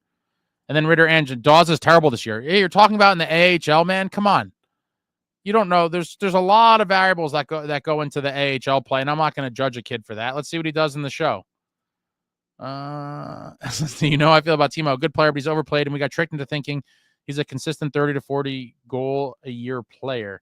Jay Snow, we need Timo to score goals, especially with Nico out, and Dowling's another negative who can't shoot the puck. Dowling was the only guy who won faceoffs today. So, Keefe is doing the best with what he's got. He doesn't have a whole lot right now. Timo played on a better line in San Jose. Devils Holic, how has our alumni not spoken up this trash performance lately? What alumni specifically? SST with more delusions. Sign me up as the Devils GM, and I'll make the Devils a dynasty. Woodson, Timo had bulls to play with in San Jose, and in New Jersey he plays with children. Your production would drop too.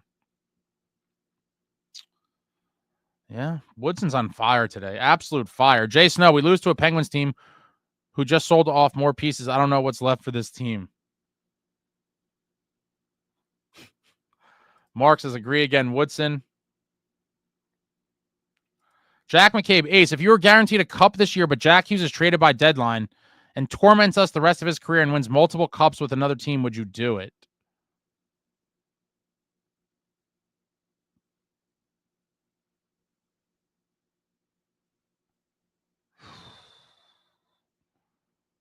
I think you have to.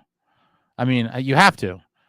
Pretty much anything you write and you say if it results in a cup, I'm going to say yes, because at that point, who cares? I mean, that's an unfortunate scenario you painted there, but yeah, if it's guaranteeing a cup, absolutely. Chico, you scored a goal. How did that feel? Gee, how do you think it felt? Oh man, yeah, it's just the questions for the sake of asking questions. I feel like. Chico, a cup is a cup. Some teams don't have one. I agree. A first rounder for Glenn, that's crazy. Yeah, guys are getting expensive. Some of these pieces are going to be expensive, and that's what I think is going to really give Fitzy pause. Force 831. Jack seems to only talk when they win. Today, Bratt took responsibility for his bad play on the one goal. Jack doesn't do that. Alex, teams are trying to get their piece ahead of Four Nations is what I'm saying, Ace. Gives time for new guys to gel their team. Yeah, absolutely. But it's still, when the Four Nations break is done, it's still 2 weeks before the deadline. That's still plenty of time. Not a rebuild or retool. Devils Holic, Fitz has even said before the season started, this season may not be the year. Oh, boy. Woodson says, Ace thinks if we just simply make the playoffs, we'll instantly start to play well again. I'm not saying that, but getting into the playoffs, I would imagine, would require some type of good play to even get there. And so they should be playing better by default if they are in the playoffs.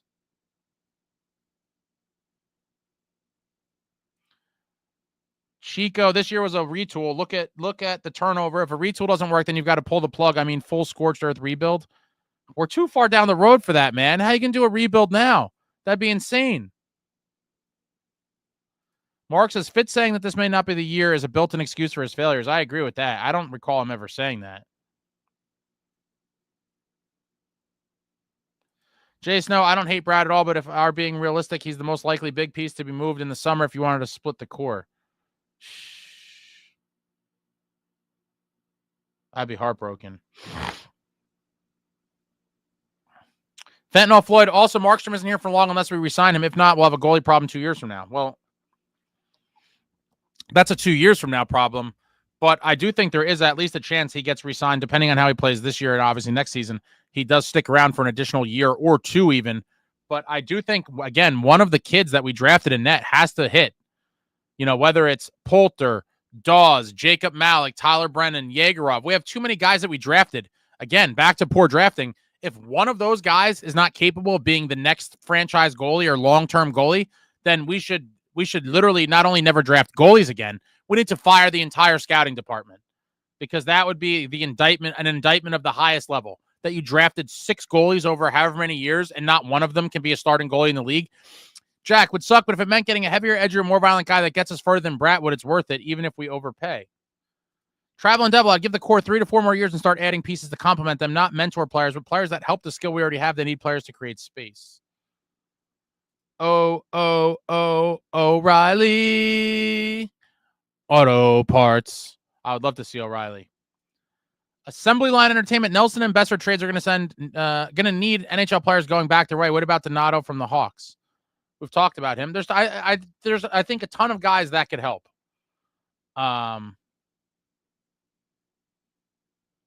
SST, this is the last year I'm on this channel. I cannot listen to people constantly hoping the Devils will be great every year and wearing rose glasses. What more do you want people to do? I mean, I don't know what SST expects. Traveling Devil, Timo on the left. That is a wrong lineup. I agree. Metalander, did you see the Fanatics NHL Shop 4 Nations merch drop? Very limited selection of jerseys. I did. There will be a video coming with the full jersey review probably in the next couple days.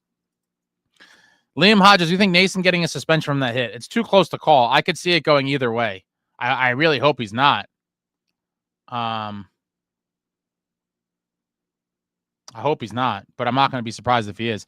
Fentanyl Floyd, Teddenby and Josephson were Timu, Bratt, and Nico. That's hilarious. Man, me and Steve the Maniac were talking about them too. I call them the Swedish Bust Brothers. So much hope for them, and it just never panned out. Stanley says, sure, why not? The league is anything but consistent with discipline, so with his clean history, expect him to be out 3 games. Traveling Devil, SST, do you actually think the stuff we say on here is going to help the team win, regardless if you were a doomer or not?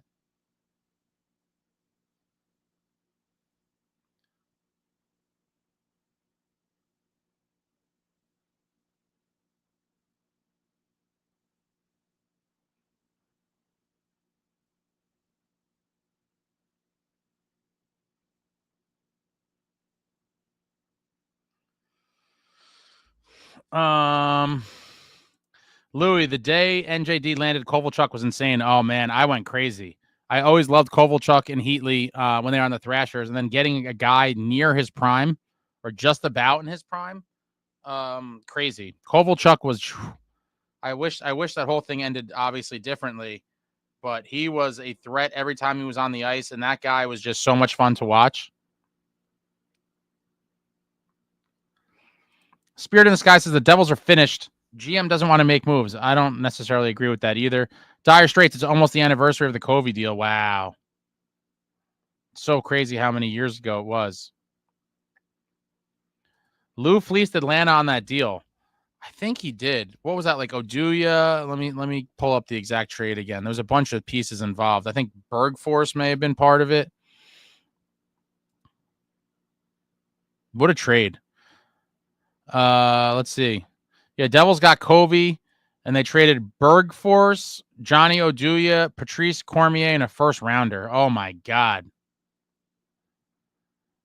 What a deal. Bergforce, Johnny Oduya, Patrice Cormier, and a first round pick. And we also brought Salmela in with Kovalchuk. Wow. I was at his first game against the Leafs at Prudential Center. I'll never forget it. He still had his Thrashers colored gloves. Jack McCabe Pagnota put on his site the fourth period. The Devils are linked to both Jake Evans, which we knew, and Ryan Donato, which is new. Oh, boy. Dire Straits, a lot of people who are not doubting playoffs are now doubting playoffs. Yeah, because Dire Straits, normal people with new facts and information can change their opinion. I was a person a month ago that I said, we're making the playoffs. It's not even a question, right? I said that. And now, given the past month, I am now saying the playoffs are very much in doubt. I hope and believe they still make it, but it's not nearly the guarantee. It's not a guarantee. And a month ago, it pretty much was guaranteed, in my opinion. It took a slide of epic proportions for us to be where we are now. Woodson, we are, 60% through the season? Yeah, I've seen enough. We didn't win in January when we were 100% healthy. Jason, this team's been bad for too long. After these games, I'm like, I'm done watching the team, but of course I can't stop watching. I love hockey too much. Yeah, I'll never be done. It's just pain. Dire Straits, according to Pandolfo, a lot of hockey players these days skate more than hit the gym. Yeah, I think he mentioned that in the Chicklets interview, right? I watched that a couple weeks ago. Another good interview. Spirit in the Sky.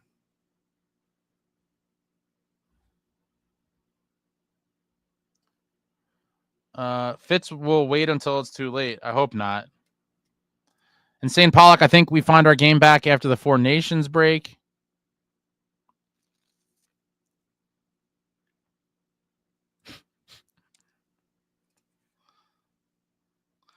Ryan, with our track record at the draft, it's a miracle we didn't draft Nolan Patrick and had Nico end up in Philly. Oh, boy.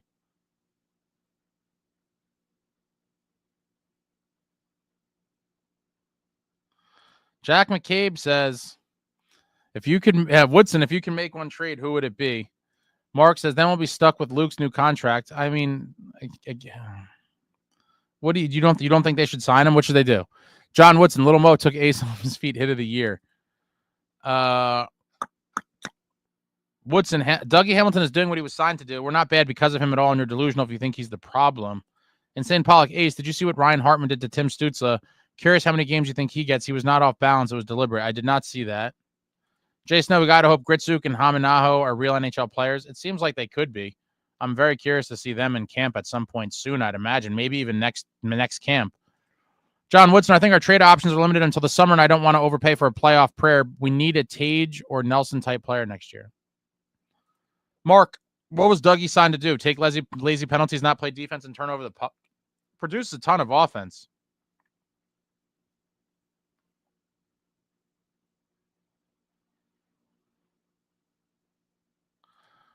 Brian J. always lived in SoCal, but I've been to a handful of games of The Rock. Obviously, go to every Ducks Kings game when the boys are in town.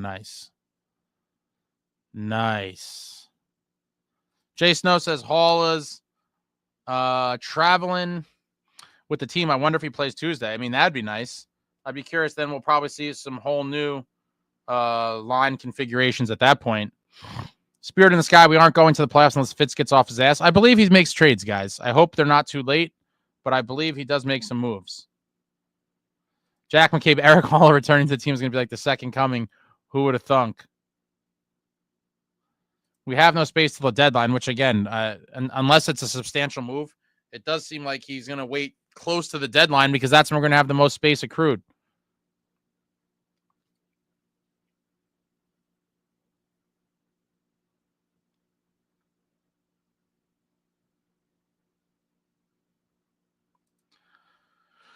Chico, too far down the road. So again, I ask, what is the solution? If the problem is the core and no retools work, what's the point in watching this core miss the playoffs through retool after retool? I think it's been more of a failure of the supporting cast. I don't necessarily blame the core, but I agree, if the failures continue at some point, you have to maybe break it up. But I don't think the time here is yet. Travelin says, someone tell me who you replace Bratt with that's not a downgrade or sideways deal.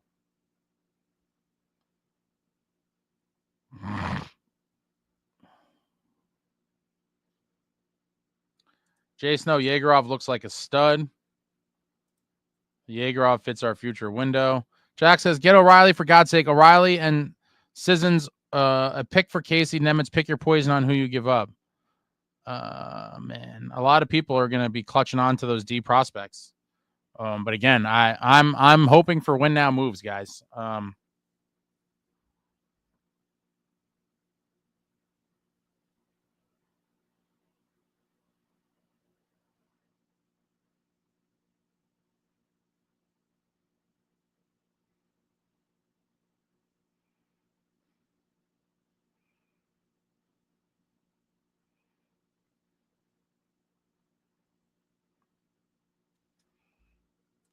Evan, I think a lot of the Devils' problem is mental. We can't win day games. We can't beat teams like San Jose and lose consistently at home to Ottawa.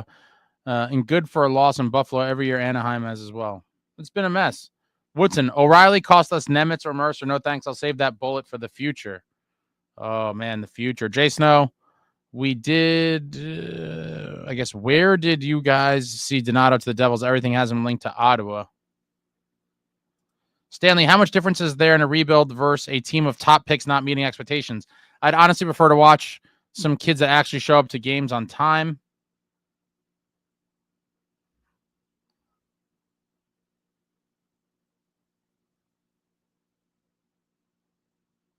Ale, cool. We would love to get a team back in Quebec City, ACS.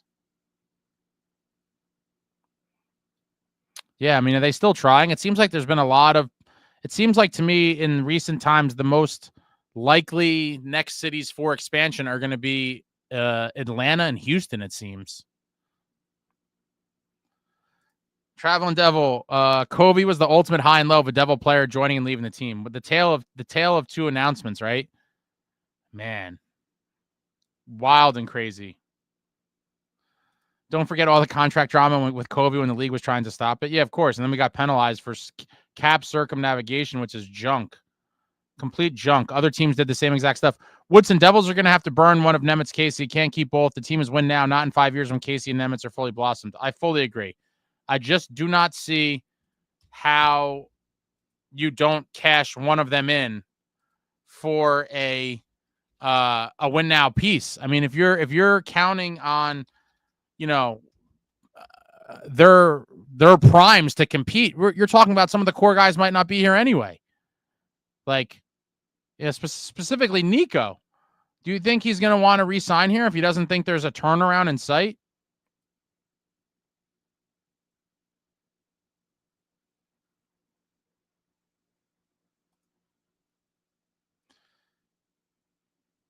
Stanley Bergforce. Wow, haven't heard that name in a minute. Ace, was that first Kobe game the 3-1 comeback? Was that game? Love it, but can't remember if that was his first game or not. Yeah, it was against the Leafs. They were down 3-1. They tied it up in the third, and then Pandolfo scored with like 20 seconds left to give them the 4-3 win. It was thrilling. I remember bringing my mother. We had club seats, and it was a great time. I brought my mom. I was like, we got to go see Kovalchuk, because I was freaking out when we got him. I'm like, we're going to the game, his first game. And he had on, I'll never forget, he had on his Thrashers gloves. And I have a sick picture. I think it was from, I forget, someone, was it, it may have been Zajak's goal on a power play. Yeah, the Devils were down 3-1 going into the third, and they got all the goals late with like 3 minutes left. Yeah, I'm checking it out. 3 minutes left. McCammon scored to make it 3-2. Then with 44 seconds left, Zajac scored to tie it up at 3. And then with 19 seconds left, Pandolfo scored to win it. What a friggin' game.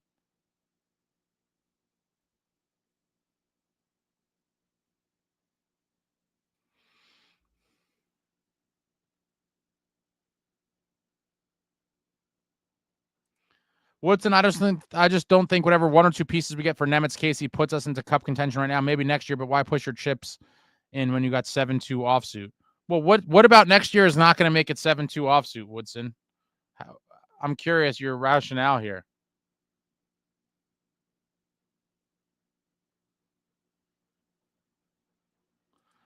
SST, Chicago GM would be stupid to trade Donato. If he does, they would never get out of rebuilding and Bedard will be gone. Well, I think that's going to happen anyway. I mean, the rebuild is going to take a long time, and players are impatient.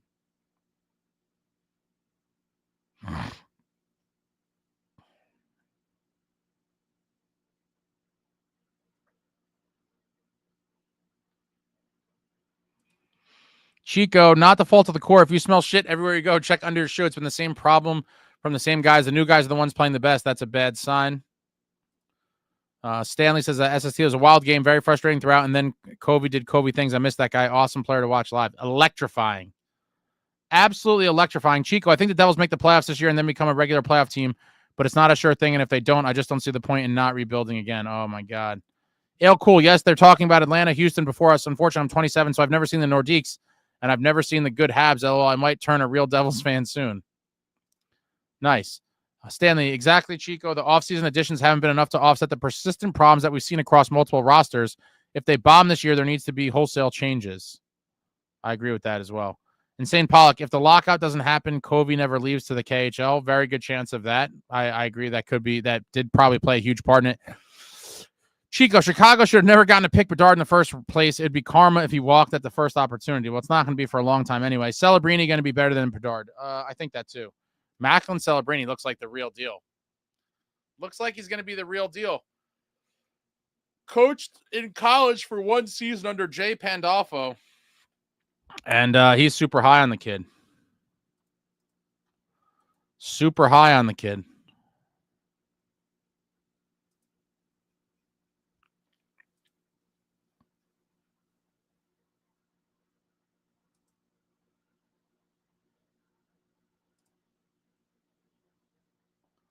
Nason and Palat aren't top 6 guys. Yeah, I mean,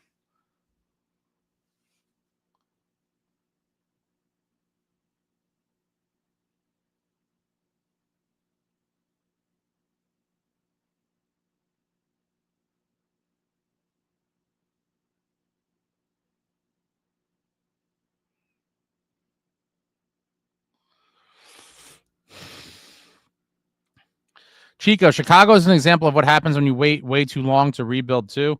I mean, listen, they were holding on, post, Patrick Kane. It's hard to thrust yourself into a rebuild when you're trying to win one more time or see how far you could push it with an all-time great. And then, his last year there, he got traded in 22-23, the same season the Devils made the playoffs. It's a hard road to go down when you have guys like that. George, who is left to get in the trade deadline? I mean, depending how big Fitz wants to go, there's tons of guys. Depending on how big he goes, there's lots of options out there.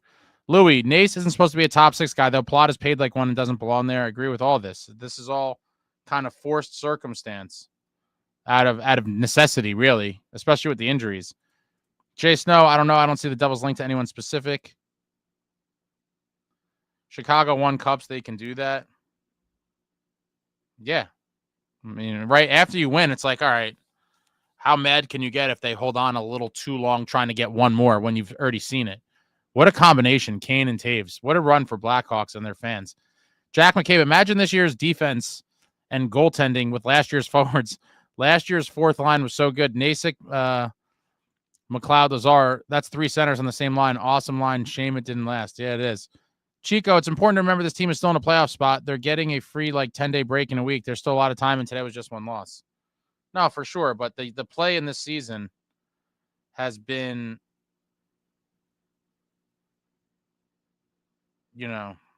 pretty painful. It's been a painful calendar year.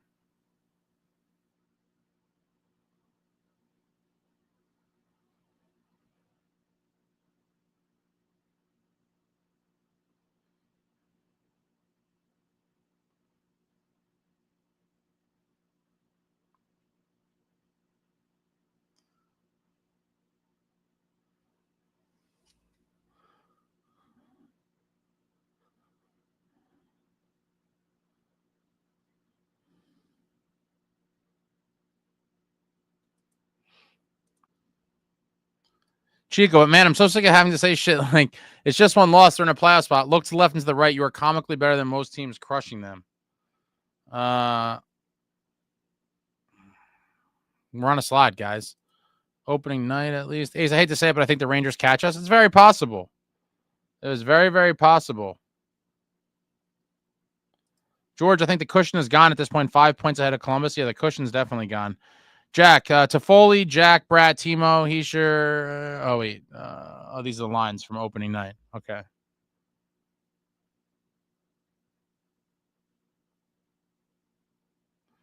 Yeah, I mean, Chico, if I'm the coach, I just lose in the locker room. I'd be breaking shit and pulling guys around and tell them, if you don't have this kind of intensity during a game, then go home. All right, guys, I'm taking a 2-minute break. We'll wrap this thing up on the second round here. Jason, no, this is more than a slide. We've sucked for a month. I said the calendar year. We've been bad in 2025. Terrible in 2025. Using the bathroom for 2 minutes. I'll be right back. Throw out any questions, comments, whatever you got, and we will wrap this thing up on the late edition of the post game. Be right back.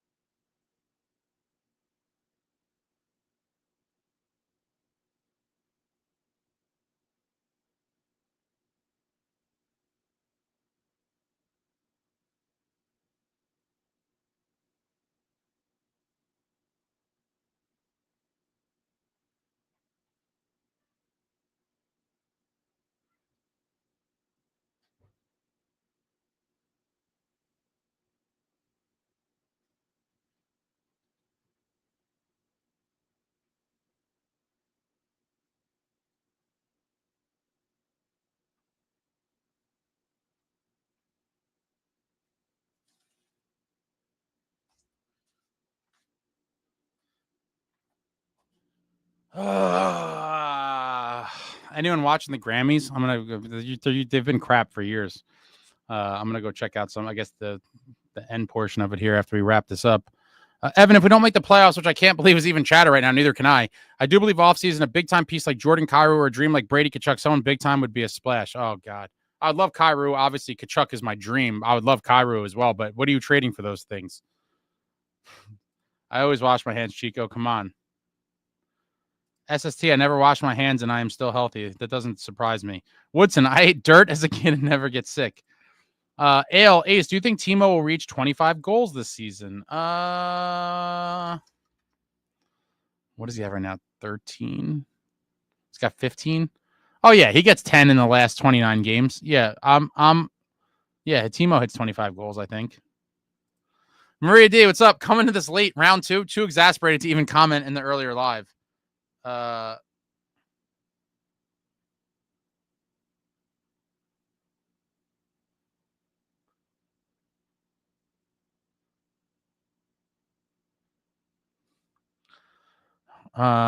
was a very exhausting live earlier.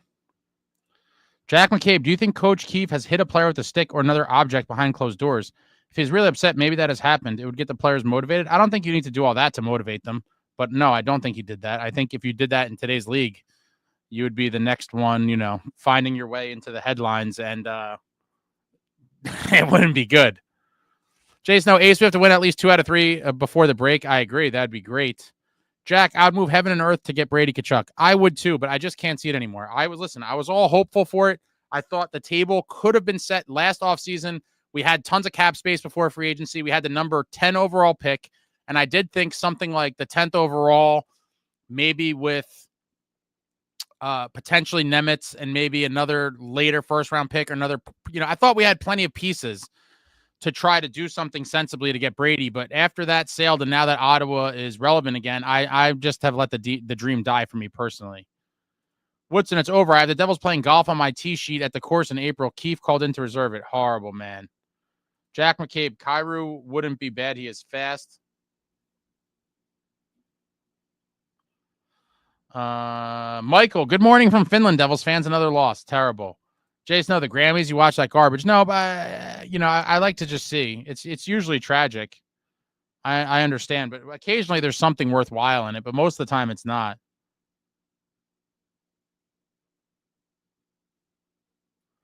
Kanye's girlfriend showed up naked to the Grammys. I heard this. Let me see. She's pretty much naked full time, I believe. She's pretty much naked all the time. Kanye's posted her.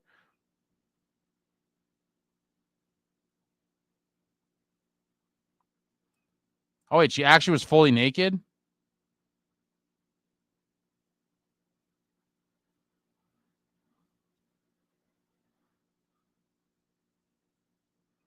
Oh my God, the pictures on this article are censored. No one's even posting it not censored. It's pretty ridiculous. Wow. Kanye's wives seem to really push the envelope. You saw some very revealing things from Kim Kardashian back in the day, but this definitely takes the cake.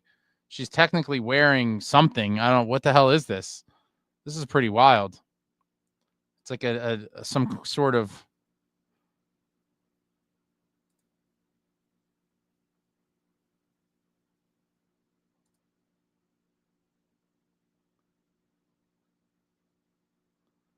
That's pretty funny.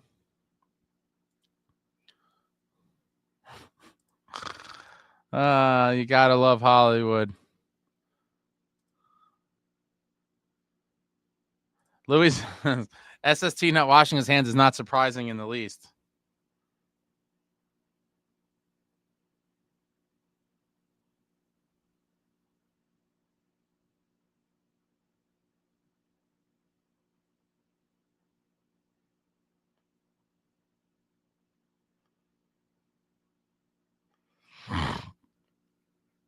Chase, no, I hate NASCAR. It's nothing but left turns. Amagi, I scored a Mark Stone Vegas reverse retro 2.0 that I'm going to wear Thursday and cheer for the Devils. So if it's a miserable game, I at least have fun looking like a complete smooth brain at the Rock. Wow, Jeff Gordon used to be the shit. I remember Jeff Gordon. What did he have? Did he run the DuPont car? Was he number 24? Ale Cool, thanks for answering. Ace, of course. SST, I like NASCAR when someone gets whacked there. Oh, boy. Woodson, Devils better win before the break because the schedule gets harder. West Coast trips coming up. Paulie Walnuts. Blackwood shut out the Flyers tonight. Too bad he couldn't play like that when he was with us. He showed glimmers of hope, but it was just too many years to get it together. But I do think he probably wins a cup in Colorado. I do. Jason, no, trade Dougie or Bratt or sign Rantanen in the summer. He's going to want a ton of money. I don't want to pay him $14 million.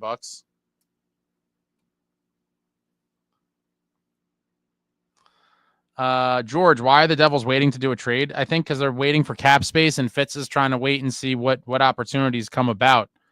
I'm hoping, he makes a trade or two minimum to help the team. But obviously sooner than later would be great. This team could use help right now. Michael, maybe we need some veterans like Kadri on the team. I'm a huge fan of veteran guys, especially for a very young, inexperienced team like the Devils overall.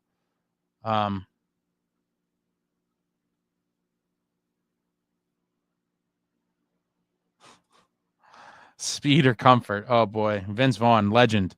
Jack McCabe, I would love Kadri. I hate him, but if he was on this team, other teams would hate to play against him. Need that nastiness. Yeah. 24, that's all I remember about NASCAR. Yep. Evan Burton, Nemitz Mercer, a first, multiple, and Siegs or some combination to get that splash piece, and not a fan of plot either. If we can out of that, someone get creative. Have the conversations hard ones. I'm not hoping for a blockbuster, to be honest. Jack, Flyers have been shut out in 3 straight games. Is that a real 3 straight games of shutout hockey? That is brutal. Miko said he would have signed for 12. Yeah, that wasn't. If he said that, I think that meant Colorado. And I'm kind of surprised. That seems weird, especially if they had an idea, which I have to believe most teams had an idea that the cap was going to go up significantly. $12 million is not cheap, but with the cap going up, it's not as crazy as it would have been. And so it is very interesting that they just kind of gave up on him. He said he was willing to take less. That's why he was so surprised he got moved. Yeah, it's pretty crazy. LJ, normalize regular season tinkering. I'm also on that train. And you've seen Lou in past years make moves crazy early. In the 2000 Cup season, he traded Brian Ralston to bring Claude Lemieux back, and it was super early in the season. It was let me see if I could find when it was.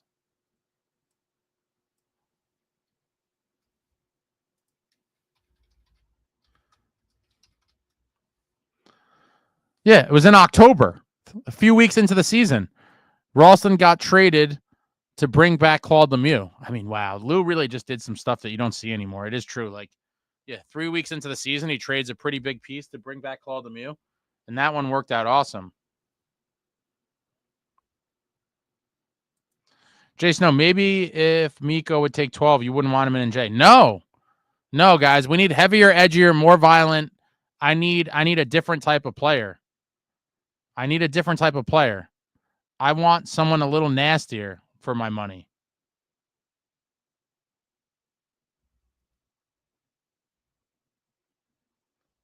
Need somebody a little nastier. We have enough skill and finesse. Now we need to get some well-rounded guys that play with a little bit of an edge, a little bit bigger. That's why I like O'Reilly. I would, if I was Fitz, the number one guy I want at this point that's realistic, I think, is O'Reilly. I would try to see what you could do to get him without giving up Nemitz or Casey. And outside of that, if you're using other prospects or picks, I would really try. Hell, I would give up our first next year. Who really cares? Like, you give them our next year's first. Give the next year's first and whatever else you need. But that's the bulk of it, I'd imagine, to bring him here. I would love O'Reilly. Michael, Pep was a beast in the Devils. Absolutely. Jay Snow, who's a well-rounded stud you could bring here? Not named Kachuk. Well, they're the top of the top. Those are the pinnacle guys like that. But there's other guys. They don't have to be super physical, but they just can't be what I consider dainty. They cannot be dainty. Jason, no, Trotz is going to want a fortune for O'Reilly. I mean, how much could he really want, though? Like, what can he really ask for? Michael, I want to see Swiss guys gone, all of them. Come on, man. Insane Pollock, as much as I hate the Flyers, that record is bullshit because Michkov scored, but was called back due to the worst goaltender interference against the Islanders. Oh, boy, more bad goaltender interference calls in the league. Color me shocked. Like, talk about consistently inconsistent. That's the officiating in regards to, these types of calls. There is no kind of baseline standard. It's just all over the place.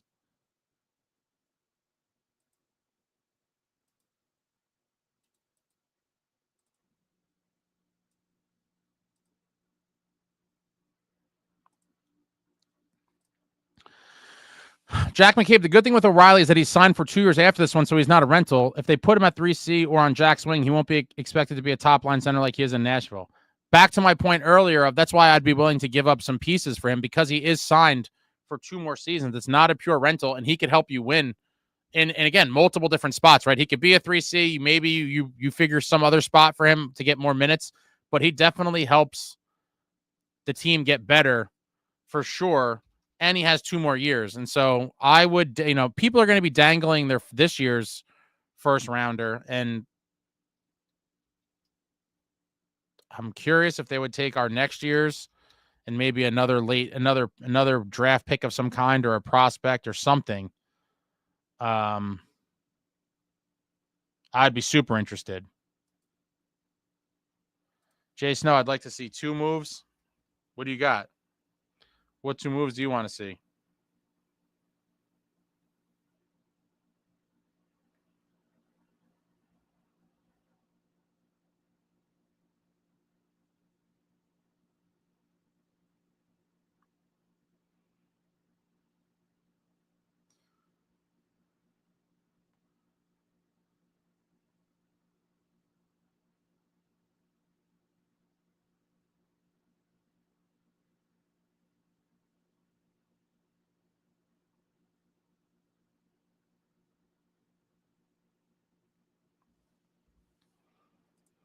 Jason, I'd give up one of Nemitz or Casey for the right piece. Jack McCabe, the Miller trade has revived the Rangers in a sense. He's an impact player, and the Rags look like a new team.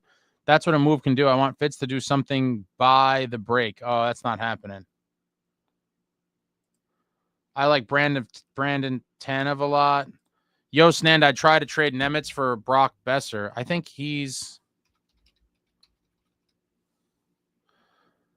though he is a rental. Let me just double check.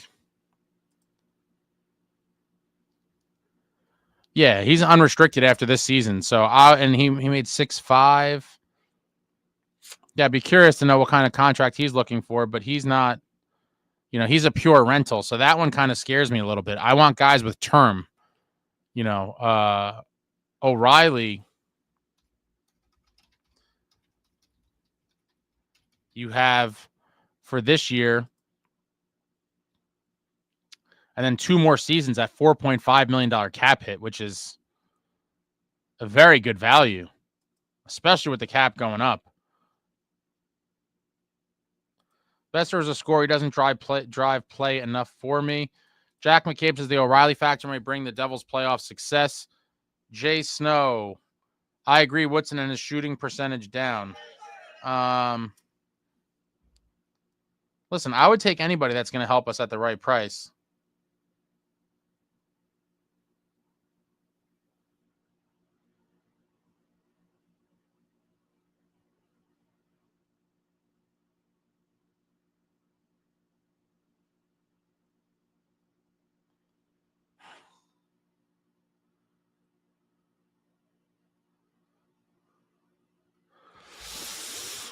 We will see. John Woodson, last thing we need is another forward who doesn't want to board battle and play defense. McCabe Fitz has said he wants guys with term, right? No rentals. Yeah, pure rentals. If you could get guys that aren't pure rentals, obviously that's ideal.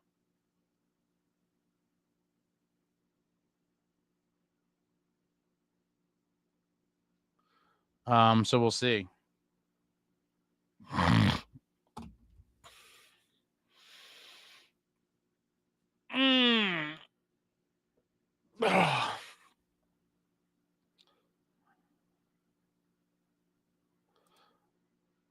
Troy Machine, I meant to talk about this more. We said the Devils are soft, but how about the 0 response from the Sabres on the Thompson hit? It is kind of crazy, right? It's like, even if it wasn't, it was definitely questionable at the least. And I want, in a situation like that, I want the Devils guys, even if it's a perfectly clean hit, even if you cleanly hit one of our guys and you lay him out like that, you must charge an attack, even if it's a perfectly clean hit. The fact that it was sort of questionable and whatever, the fact that nobody did shit. And again, I hate to be this guy, but I think by and large, it is a kind of a window into how the league across the board operates today. These guys are not the killers that they were years ago. They watched their guy get dropped. He gets popped, and he's laying there. Jason O just said, Lindy said the response was they won. What a Lindy response. That is tragic. If I was a Sabres fan and was there for that and saw Tage Thompson get absolutely popped and nobody did a damn thing, and he was not even like moving, I feel like. I was like, oh my God, is he dead? He was down and out, like just not really moving, and no one did anything. That is a travesty. An absolute travesty. And yeah, I just think that there's probably a lot of teams that in a spot like that, you would not really see a response. And I think it's just kind of a statement of where the game is at today and the types of players, that comprise the league now, that very different from back in the day. Woodson, Besser is a rental and will want to raise. That's what I've been hearing. So again, he's going to want more than $6.5 million. Sign me up for O'Reilly all day. Locked up for 2 more seasons after this at 4.5. Insane Pollock, Besser was rumored to the Devils 2 seasons ago before the Timo trade. That's interesting. Evan McCann with Seattle struggling as a solid player. Thoughts? A bunch of people have brought him up too. There's tons of guys. I think McCann is one as well. I'm not personally locking in on any one guy because, O'Reilly's the guy I want the most, but it's not like for me, get him or bust. I think there's tons of guys that could help. McCann is another one, and he's of similar age to a lot of the core. 28 years old. What's his contract scenario? So I'm on record. O'Reilly is the guy I want the most, but there are plenty of other guys that I think would make sense. And so I'm just gonna wait and see how this all plays out. McCann also has 2 more seasons after this at a $5 million cap hit again, which I also think is very good. But I just don't know. Like, wouldn't Seattle just rather keep him around? It's always interesting to see how these teams that are kind of in the dumps at the moment, how they'll treat, because it's not like McCann's old. 28 years old is not old. You get 2 more years of them. Where does Seattle think they're going to be at that point? Yeah, I mean, they're pretty much done, I think.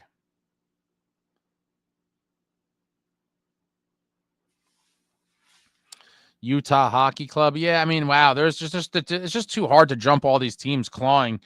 Yeah, I'd have to imagine there's a lot of teams in the West that I think are done now.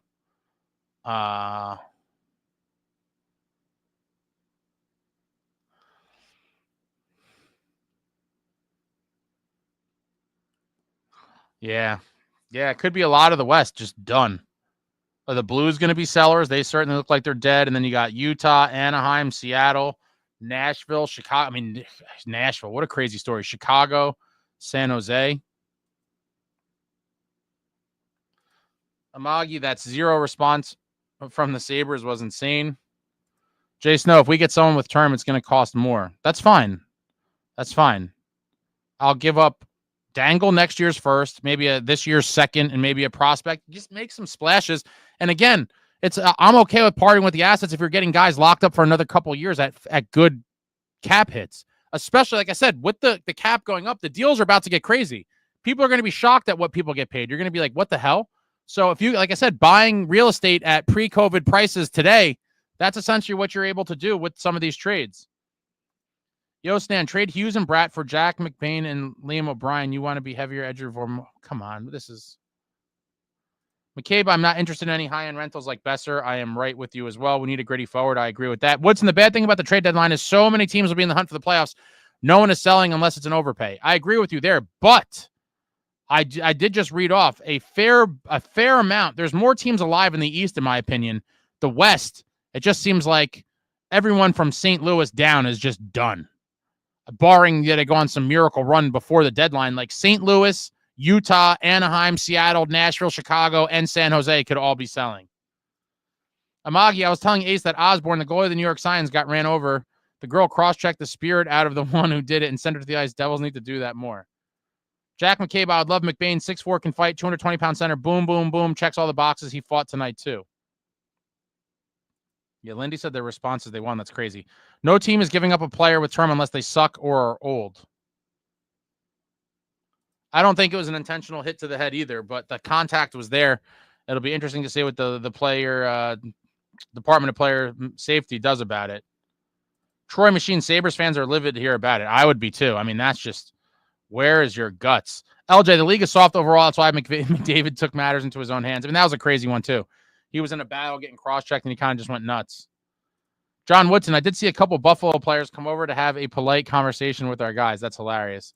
Jack McCabe, Elias, centers, shot, score. The New Jersey Devils won the Stanley Cup. Jason Arnott, what a beast. What a beast. Insane Pollock, that's a Lindy move, Ace. How many times that happened last year and no one did nothing? At some point, I put it on the players. I mean, if you're on the ice, you're not waiting for the coach to tell you to go do something. Like, if you're on the ice and a guy gets crushed, you gotta be in there and respond.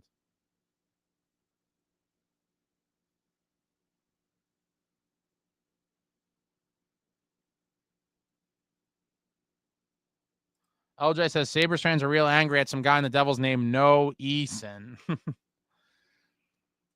Yanni Gord is donezo now. He's having surgery. There's another one off the board. McCann is an interesting option. $5 million, Seattle selling. Yeah, when I saw $5 million for 2 more years, what is Seattle going to want? They're rebuilding probably, or should be, or continuing to build, whatever you want to call it. Give them next year's first and a second, and maybe another piece. Marcus Costanza, Tuck would be great, even though he's a right wing, plus 13 on a garbage Sabres team. Like Tuck too, like his size, he could finish some.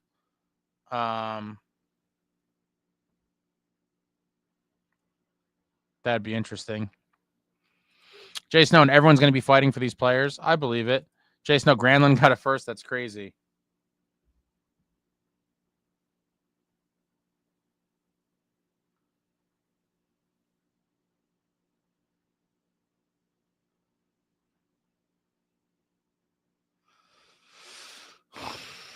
Jack Hughes or Patrick Elias, what?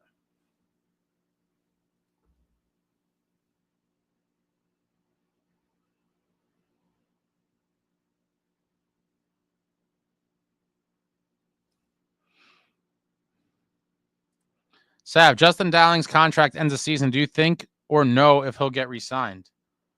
I'd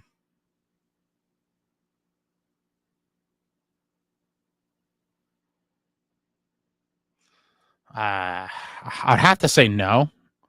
I'd have to say he's not, but we'll see. Woodson, with the cap going up, teams will be much more likely to keep players, which will make drafting more important in the future. Yeah, but I could see some teams that are selling, trade guys with a couple years left that have good cap values for future pieces if they don't think they're going to be able to do anything in those 2 years. I think, I would definitely be asking about McCann. That's a great one that someone threw out there. What would they want for him? He signed up for $5 million for 2 more seasons. He's 28.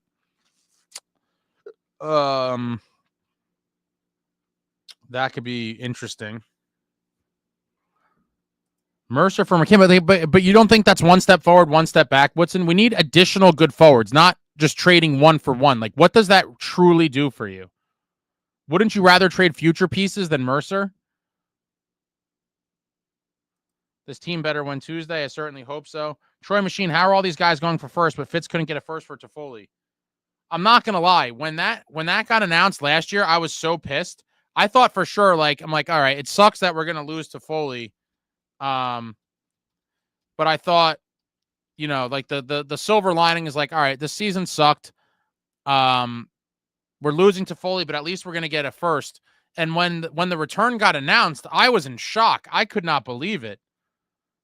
All right, so let's see. We're looking at unrestricted free agents this offseason, and my God, is it a very uninspiring list. Wow, what a terrible season for unrestricted free agents.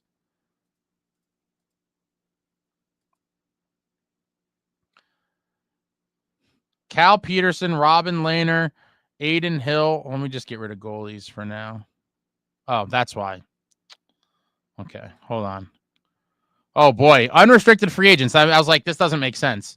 Oh, things get a lot more interesting. You got John Tavares, previously making 11 schmilly, a free agent this summer. Mitchell Marner making 10.9 mil previously, free agent this summer.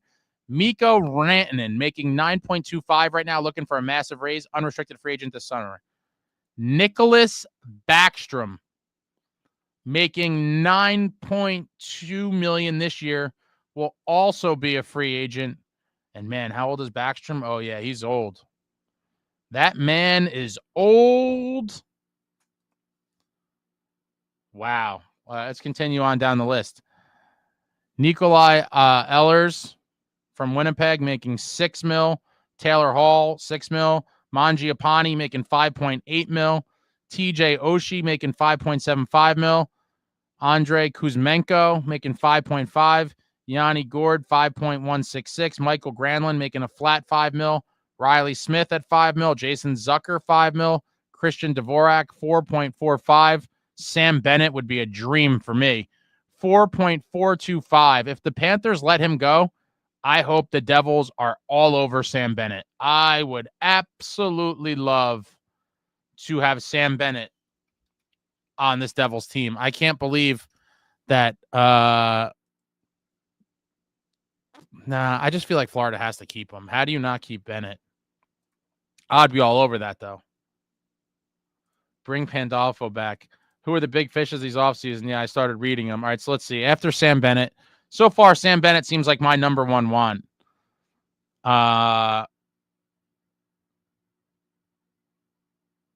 can never say this guy's name. Athanasiou. I don't know. It always messes me up. Robbie Fabry, Patrick Kane, Brandon Tanev, Kerfoot, Anthony Mantha, Mason McTavish. There's some names on here. I would look at McTavish as well. Matt Duchene. Wow, another old timer. How old is he? Oh, wow, he's a little bit younger than I thought. I feel like he's been around forever. He's only 34. What's he doing on the season? I feel like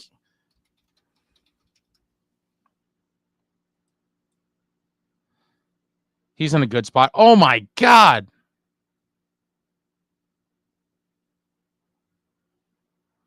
Wow.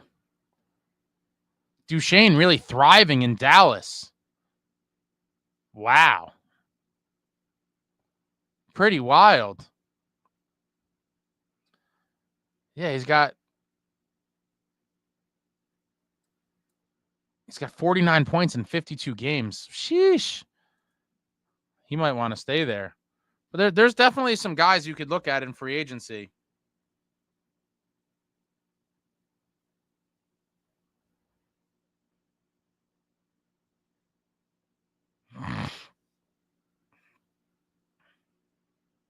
Woodson, Dowling can play on a minor league contract for as long as he likes. He's earned it. I agree with that. Seattle and St. Louis selling. I guess Fitz talked with them. Jack, Devils are not trading any of their own forwards other than a fourth line AHL players. Mercer will not be moved. That would only make another hole. I agree, Jack. To trade a roster like a good forward that you don't want pushed out of the lineup for another forward is one step forward, one step back. I want additional pieces to the pieces that are here. Jack McKay, Big Fishes are Rantanen and Marner. Those are the big two. It's them and everyone else. I have no interest in Marner either. He's another, to me, what I would call dainty player. That I have no interest. I want dogs. John Woodson, McCann is one of the most underrated shots in NHL. Mercer is not a top 6 guy. McCann is. Jason, no, I'd love Sam Bennett. Never going to happen. Michael says Bennett wants to be a Leaf. Bennett might become a free agent. If he does, Fitzy should have him high on the radar. That is the type of guy you want in the locker room and on the ice. Dog. Evan, let's beat Pittsburgh. We have tons of success for them, and then ride that into a streak going into the break. Shakeup is important. I mean, Philip Cheadle scored for the Canucks tonight. Bennett, the menace. Nan, but in 2 years, there are many great players, including Quinn, that can come home. That's fine. There's going to be lots of money to be moved at some point before then as well. Will Gritzuk finally come over from the KHL next year? I don't know. His agent seems to, keep telling people yes, but like I said, a long time ago, the Russian guys with the whole KHL thing very shady to me, and I never really trust anything that's going on with that. Nand, I don't really trust the players coming from the KHL. Same. John Woodson, Duchene went off this season. Yeah, wow. Oh boy, Brian Sears returned with a yo. Michael says Bennett goes home to Toronto. It's a fact. Who is Toronto going to move on from? Are they gonna not bring one or both of those big contracts back?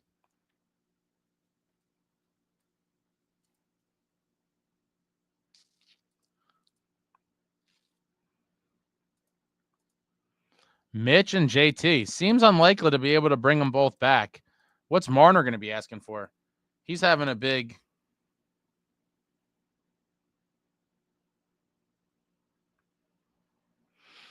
He's having a big season. Yeah, is Toronto even going to want to resign him if he offers a discount? Oh, one day ago. See, Maple Leafs Mitch Marner predicted to sign massive $128 million deal. Marner, well, highly sought after and should be lined for a massive contract extension. Maple Leafs analyst Steve Dangle of SDPN predicts Marner will resign with Toronto, but will sign a massive extension. He wants to be here. If he wants to say there is an incentive to sign for 8 years, I start the number with Leon's number, $14 million per season. He's going to sign an 8-year, $16 million per season contract. Oh my God. $16 million per season over 8 years would be $128 million, would be a massive deal.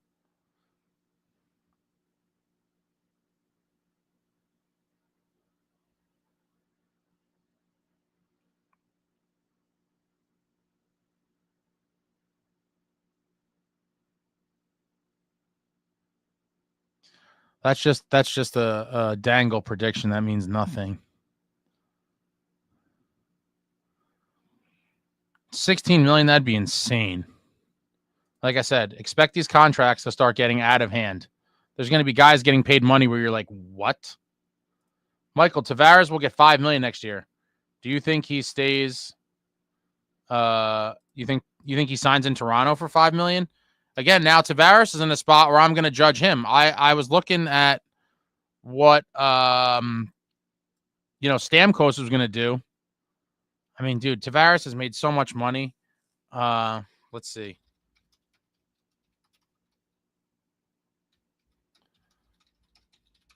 He's got to be like $120, $130 million career.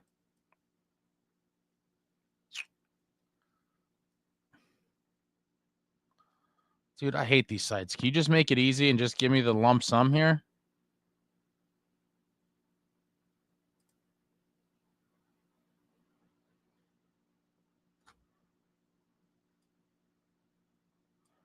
So he signed a 33.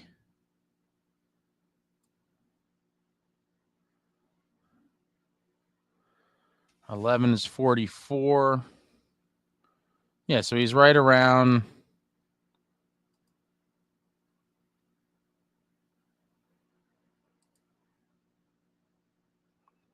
He's made over $100 million. The exact number or whatever, I don't even care. He's made over 100 schmilly. 111, this site says. Sport Track, 111 million. If he was a real gangster and wanted to win, he should sign in Toronto for league minimum. Sign for league minimum and tell the Maple Leafs, I'll sign for league minimum if you go right to the cap and get as many players as you can.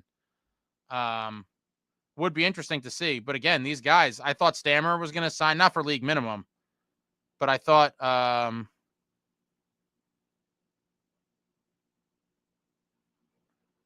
he would sign for a lot less than max dollar he could find, and he got $8 million in a tax-free state. So, he's still chasing the money. Maybe Tavares does the same. They're not keeping Tavares, and the way Marner's producing. How do you not keep him? So you think they move on from Tavares? Can we trade for McLeod's brother? I wouldn't mind that. I can't stand Steve Dangle. Insane Pollock. It's fun to watch his videos when they lose. LJ, remember Stevie Sullivan? Good career, but was worth the Gilmore win now move, even though it didn't pan out. Yeah, I love Sullivan when he first came up. Another guy that played for the River Rats, young kid, Sully, number 24. He also had a second stint with the Devils. Jay Snow, anyone on Utah we could trade for? Let's see.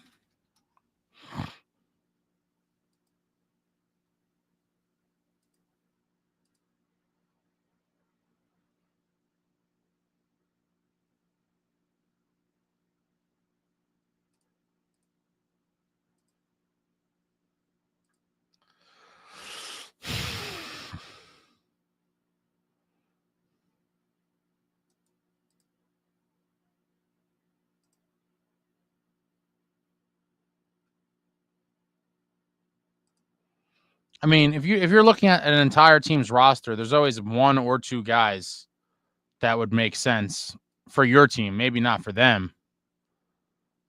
I just want O'Reilly at this point. I hope that happens, but I don't know.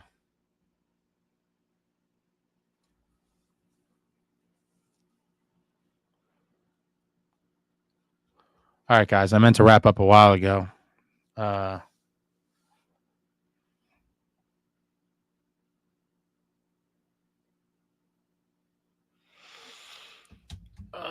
What a painful loss.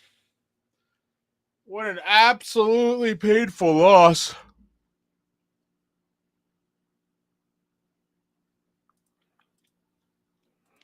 Let's look at the other scores real quick. Flames beating Kraken. Flyers shut out, as someone mentioned, by the Avs. Ducks beat the Canadians. Panthers beat the Islanders. Rangers beat the Knights. Stars beat the Jackets. Blues beat Utah, and the Wings beat the Nucks in overtime. And we do a little reload on the wild card.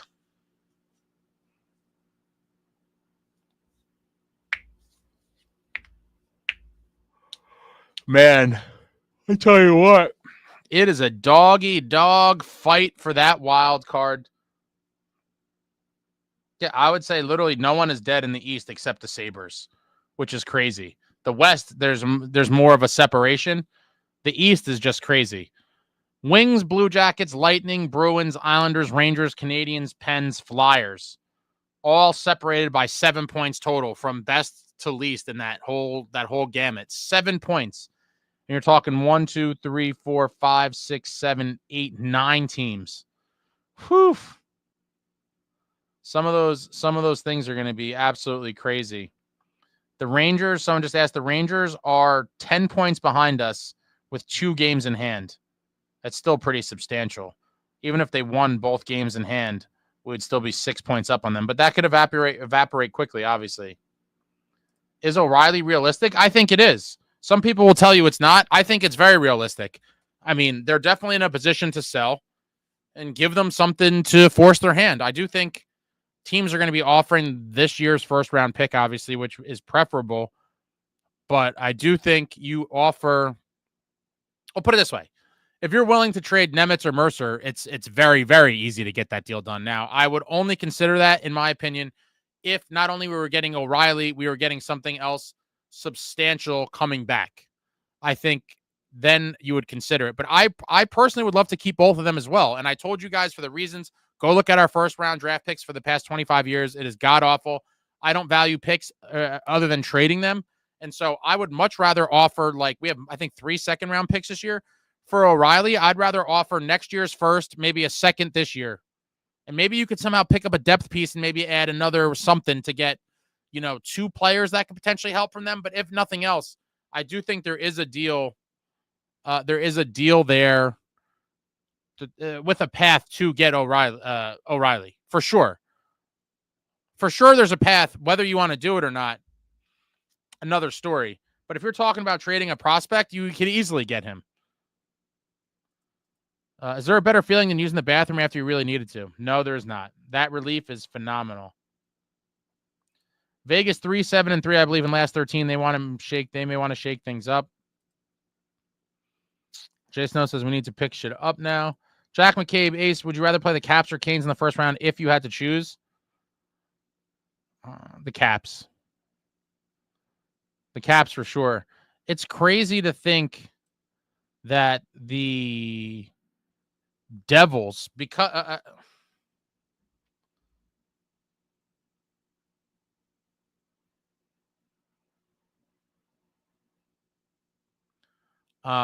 we've sucked for so many years. I can't believe I'm about to say this because it's crazy, being that they're both in the Eastern Conference. There is a very good chance that the New Jersey Devils will have never played both Sidney Crosby and Alexander Ovechkin in the playoffs. You're talking about 2 generational talents, 2 of the greatest of all time, for sure. They're both going to go down as top 10 players in league history, obviously. That they played basically 1 year apart for 20 years, both in the Eastern Conference their whole careers. And the Devils will have never played, more than likely, either one of them in the playoffs for their entire career. It's crazy. Absolutely bananas. But I do think we would match up better than with the Canes. I mean, with the Caps, rather. Despite them being, the number 1 team, I think the Devils would have a better shot of beating them. And I have PTSD from the Canes owning us. Jason, no, I'd love to sign O'Reilly, or you'd have to trade for him. I know Trotz is ridiculous. And then Jason says Mercer or Casey, which one you trade? And then he corrected it to Nemitz or Casey. I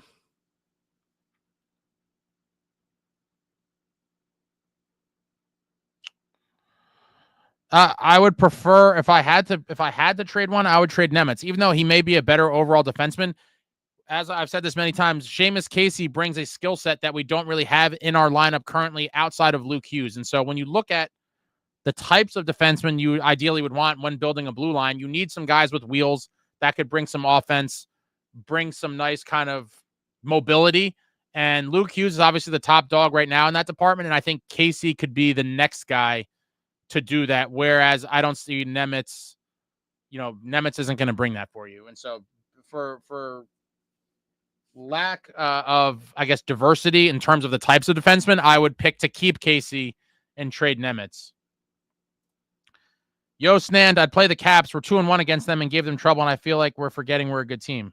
I'm never forgetting. When we're on our game, we're a good team, and we have had some success against the Caps. So I definitely would pick the Caps. And I do think it'd be awesome. I would love to see us go against Ovechkin in a playoff series. It's crazy that's never happened.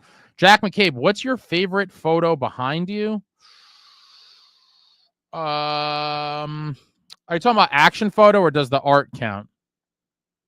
If you're just talking about, yeah, I need to know. Are you talking about just player photos, or does the art on this? Does the art pieces count as well?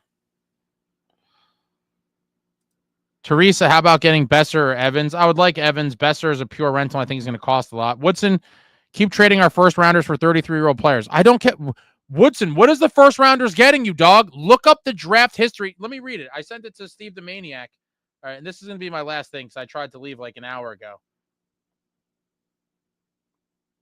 This is shameful. And this is why I don't give a shit about first-round picks. 1998, Mike Van Ryn. Great one. 1998, Scott Gomez. We had 2 picks. Gomer, we hit on. 1999, Ari Ohanen. Why we drafted another goalie during Marty's years, I have no idea. 2000, David Hale. Great. 2001, Adrian Foster. These are just bombs, dude. 2003, Zach Parise, great hit. 2004, Travis Zajac, great hit. 2005, Nicholas Bergforst, bomb. 2006, Matthew Carenti, bomb. 2008, Matthias Tenenby, bomb. 2009, Jacob Josephson, bomb.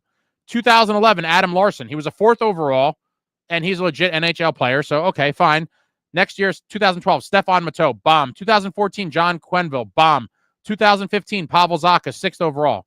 Legit NHL player, drafted him too high, but okay. 2016, Michael McLeod, 12th overall. I'm going to say same thing. Was a legit NHL player before whatever happened. Drafted too high. 2017, nicohischier, 1st overall. 2018, Ty Smith, bomb. 2019, Jackhughes, 1st overall. Okay. 2020, Alexander Holtz, 7th overall, bomb. 2020, Dawson Mercer, 18th overall. I'm going to say, okay. 2020, Shakir Makhmadoulian, dealt, no impact on the Devils, dealt. 2021, 4th overall, Luke Hughes. 2021, Chase Stillman, looking like it's going to be a bust there. And 2022, Shimo Nemec, 2nd overall. Woodson, I don't care about first-round picks. I will trade them away to win now. For right now. Jay Snow, Casey's offense is undeniable. It absolutely is. We got a great glimpse of it earlier in the season. Jay Snow, Casey already has a better shot than Luke. He helped us win games early.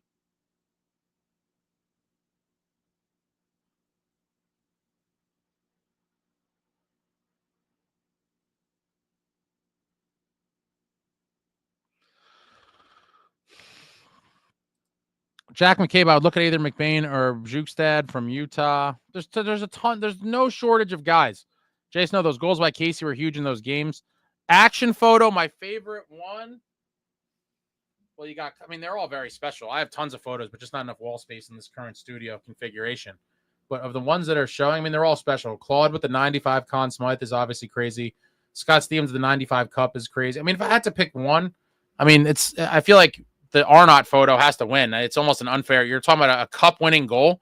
I'm going to go with the Arnott Cup winner over Belfour there. Woodson, my deadline move is not trading Mercer, Nemec, or Casey. If we get a bottom 6 guy for one of our second rounders, that's all I'm interested in.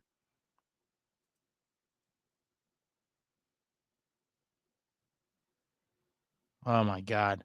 Sabres fan not coming in peace. How that L taste redneck? Jersey sucks. You suck. You troll. You suck. And what is a redneck? Ken Elm? You had your 2 minutes of fame, Canal. Get lost. John Woodson, we need forward prospects in the farm bad. Yeah, but when we bomb on first-round picks, I have no faith. Jay Snow, we have 0 forward depth. Husky and Chain Arnott photo owns all. I need it. John Woodson, McCann for next year's first. I'd be okay with it. Mark Costanza, the difference between the Caps and the Devils is the Caps believe in themselves. Woodson, we need a center at some point. Might as well get a budget-friendly one. John Woodson, Capes have great and elite goaltending right now. That's kind of dangerous. Yeah, I still think though we match up better with them. than the Hurricanes. Jason, the Caps play a heavy style of hockey. Casey does have a lethal shot. Jason, no, I don't think Fitz will trade first rounders 2 years in a row. Well, maybe not, but again, the history speaks for itself. Outside of lottery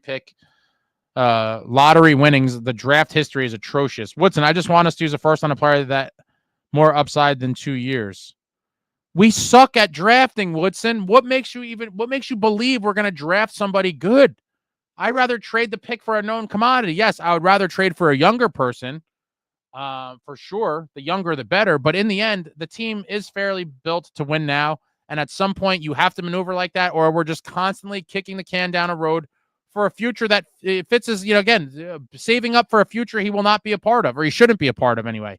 Evan, Nemitz in a first, maybe something else. We can definitely get McCann or O'Reilly. Have to win now. I agree. Jay Snow, did just call us rednecks? You really should. Marcus Stands, that blind pass from Elias to Arnott was amazing. One of the greatest moments in franchise history, obviously. John Woodson, I don't think we'll get anything above a fourth liner without giving up Nemitz or Casey. Maybe. Johnny Danks, Ace, go to bed. Love you, bro. Go Devils. Go Devils. John Woodson, teams like that grade A or B prospect to sweeten the deal.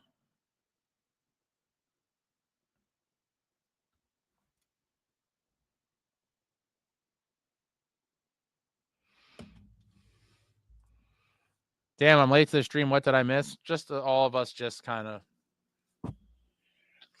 soaking in the loss and talking about what we could possibly do in the next few weeks. Jay Snow, we're getting trolled by Buffalo. We've hit rock bottom. Yo, Snand, use all your late picks on Russians. Evan, I go to every game in Carolina. The Devils play them. We can't win in that building. Give me Washington any day. Yeah, my buddy.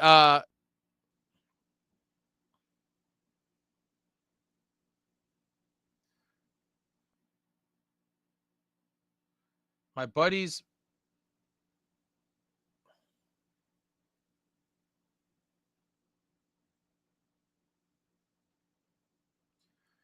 buddy's brother lives in Carolina,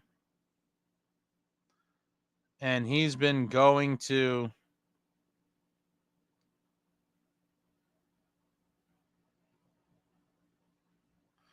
He's been living down there for a while, and he goes to, I think, most of the. He goes to most of the games, the Devils games in Carolina. And I'm just trying to find oh, here it is. Okay. So this was from a few weeks ago. So his brother lives in Raleigh now. He's gone to most of the Devils games there since he's lived there.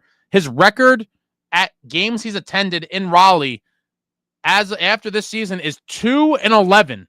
This poor man has trekked and paid good money, his hard-earned money, to go to 13 Devils games at the Hurricanes, and he's seen 2 wins and 11 losses. So to support your point there, Evan, this guy is 2-11 in the past however many years it is, probably 6-7 years, whatever. And yeah, give me Washington any day. Jason says, give me the playoffs, please. I'm with you. What's going on, Chris? Hey, man, long time no speak. Perfect live hockey talk on my way home from work. Jason, usually Russians are tough and gritty. I don't know where you got that one from. Troy Machine, never mind. Not even making the playoffs. In 15 years, 0 championships between the Bills and Sabres. Yeah, it's pretty brutal. Jeep says a second and a B prospect for Barrett Heaton. Chris, not all of the Russians are tough and gritty. I completely agree with you there as well. SST says I'm watching X videos right now. I don't really know what that means. Jay Snow, the ones that live in Dagestan are, yeah, that's a different breed. You butchered the spelling of Dagestan, but I deciphered your code typing here. Yeah, the Dagestanis are, dude, they all come from Camp Khabib, man. They're a different breed. The rest, the Dagestani wrestling is a different level. Those guys are not playing. They're like war soldiers. And Islam Makhachev is one of the greatest. He's going to go down as one of the greatest UFC fighters of all time. Just what an absolute beast. Smothers people, could smash. If those guys aren't playing around. Mark, does Keefe not hold anyone accountable? Was it Sutter that used to make them ride stationary bikes hard after losses? I don't remember that, but I think that, I don't know how that would work on this group. It's very interesting. It's a very interesting kind of thing. Evan, the Devils need to stay structured on offense. They were trying to do too much on the power plays. It seemed like they were trying to do too much all the time. Keep it simple.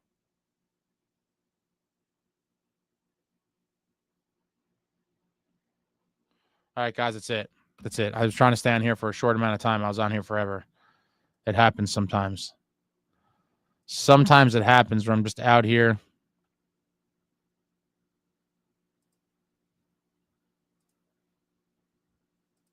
Shooting the old... all right, that's it.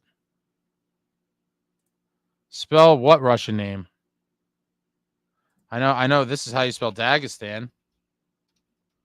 I mean, you know. Marab fight was sick. Yeah, it was. Defended the belt. X videos equals porn site for SST. It could be. It's annoying because lately I feel like every season we're one injury away from missing the postseason altogether. Dude, I'm good at spelling, Jason. Now I won multiple spelling bees when I was a kid. It's one of the only things I'm good at. That and short mental math. I know how to spell Dagestan. That's an easy one. One injury away from missing the postseason altogether while other teams dig in and get it done. Yeah. I mean,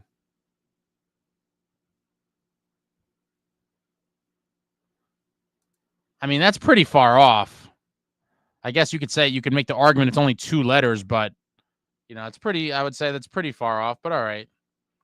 Jack McCabe, the Devils won the Stanley Cup this year. All the losses and shitty moments will be on the highlight reel, the championship highlight film. Let's go Devils. That would be phenomenal. If somehow that ever happened. All right, that's it, guys. I'm signing off. It's 11:15. We've been on here for a while. Yeah. Horrible loss in Buffalo.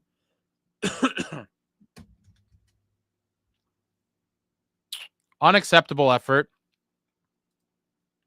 Team fought back, but who really cares, right? I mean, it's obviously better than them folding up and dying, but can't have 3-0 periods, first periods. Can't have it. Pittsburgh, Tuesday. And let's see what these boys are made of. Hit the thumbs up for your boy on the way out. Just hit the thumbs up. And, yes, no, we lost. How do you forget? Jumping Jeff Farmer here to collect the hockey tax. I don't know what that is, but all right, that's it, guys. I'm done. I'll be back soon. Thanks for coming out a second time. Like, comment, subscribe, and all that jazz. Until next time, friends, let's go Devils.